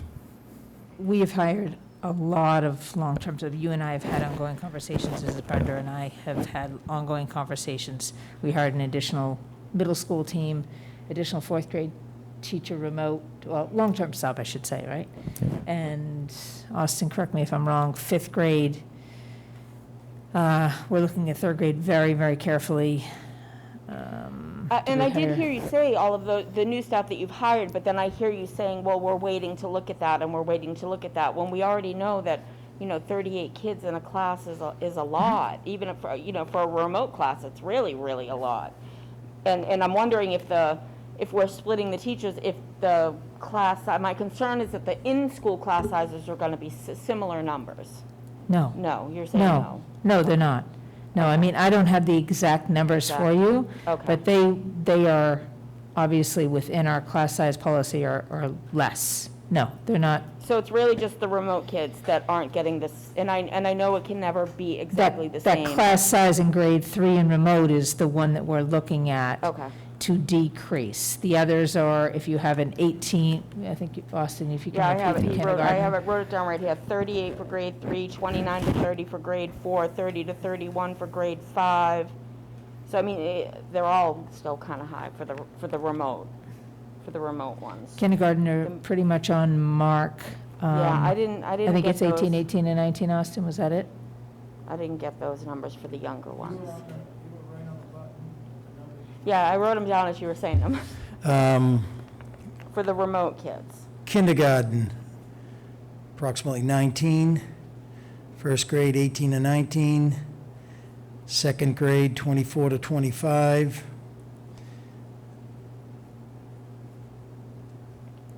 Third grade, we know, 38. Fourth grade, 29 to 30. Fifth grade, 31 to 30. Yeah, those are for the remote kids. I 30 didn't to know 31. if Is the it getting late? in-person kids had similar numbers. That was my original question, but No. she's saying no. No. I don't The have- in-school kids No. are the standard district standard. It's the Yes. okay. All right, thank you. So we have to Thank relook you. at third grade. Mr. Chair, can I clarify one thing? I've got a couple of texts, my phone's been dinging, Yes, sir.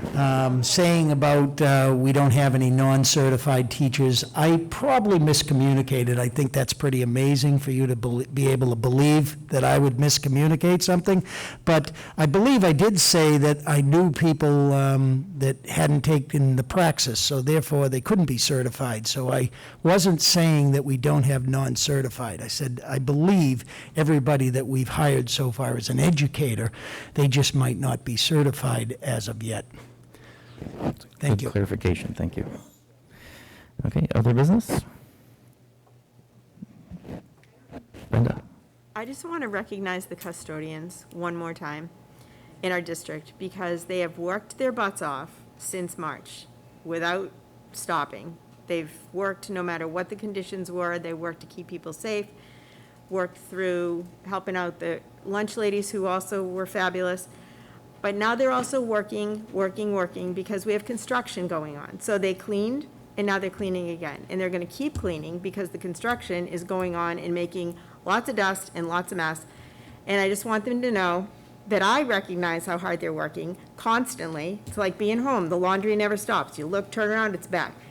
I'm sure that's how they feel. So I want to make sure that they know they're very much appreciated for everything that they're doing And, you know, I know the dust, it's going to take a long time, but they're doing a really good job. So thank you, guys and ladies. Alrighty, motion to adjourn? So moved. Ooh. All right, good evening, folks.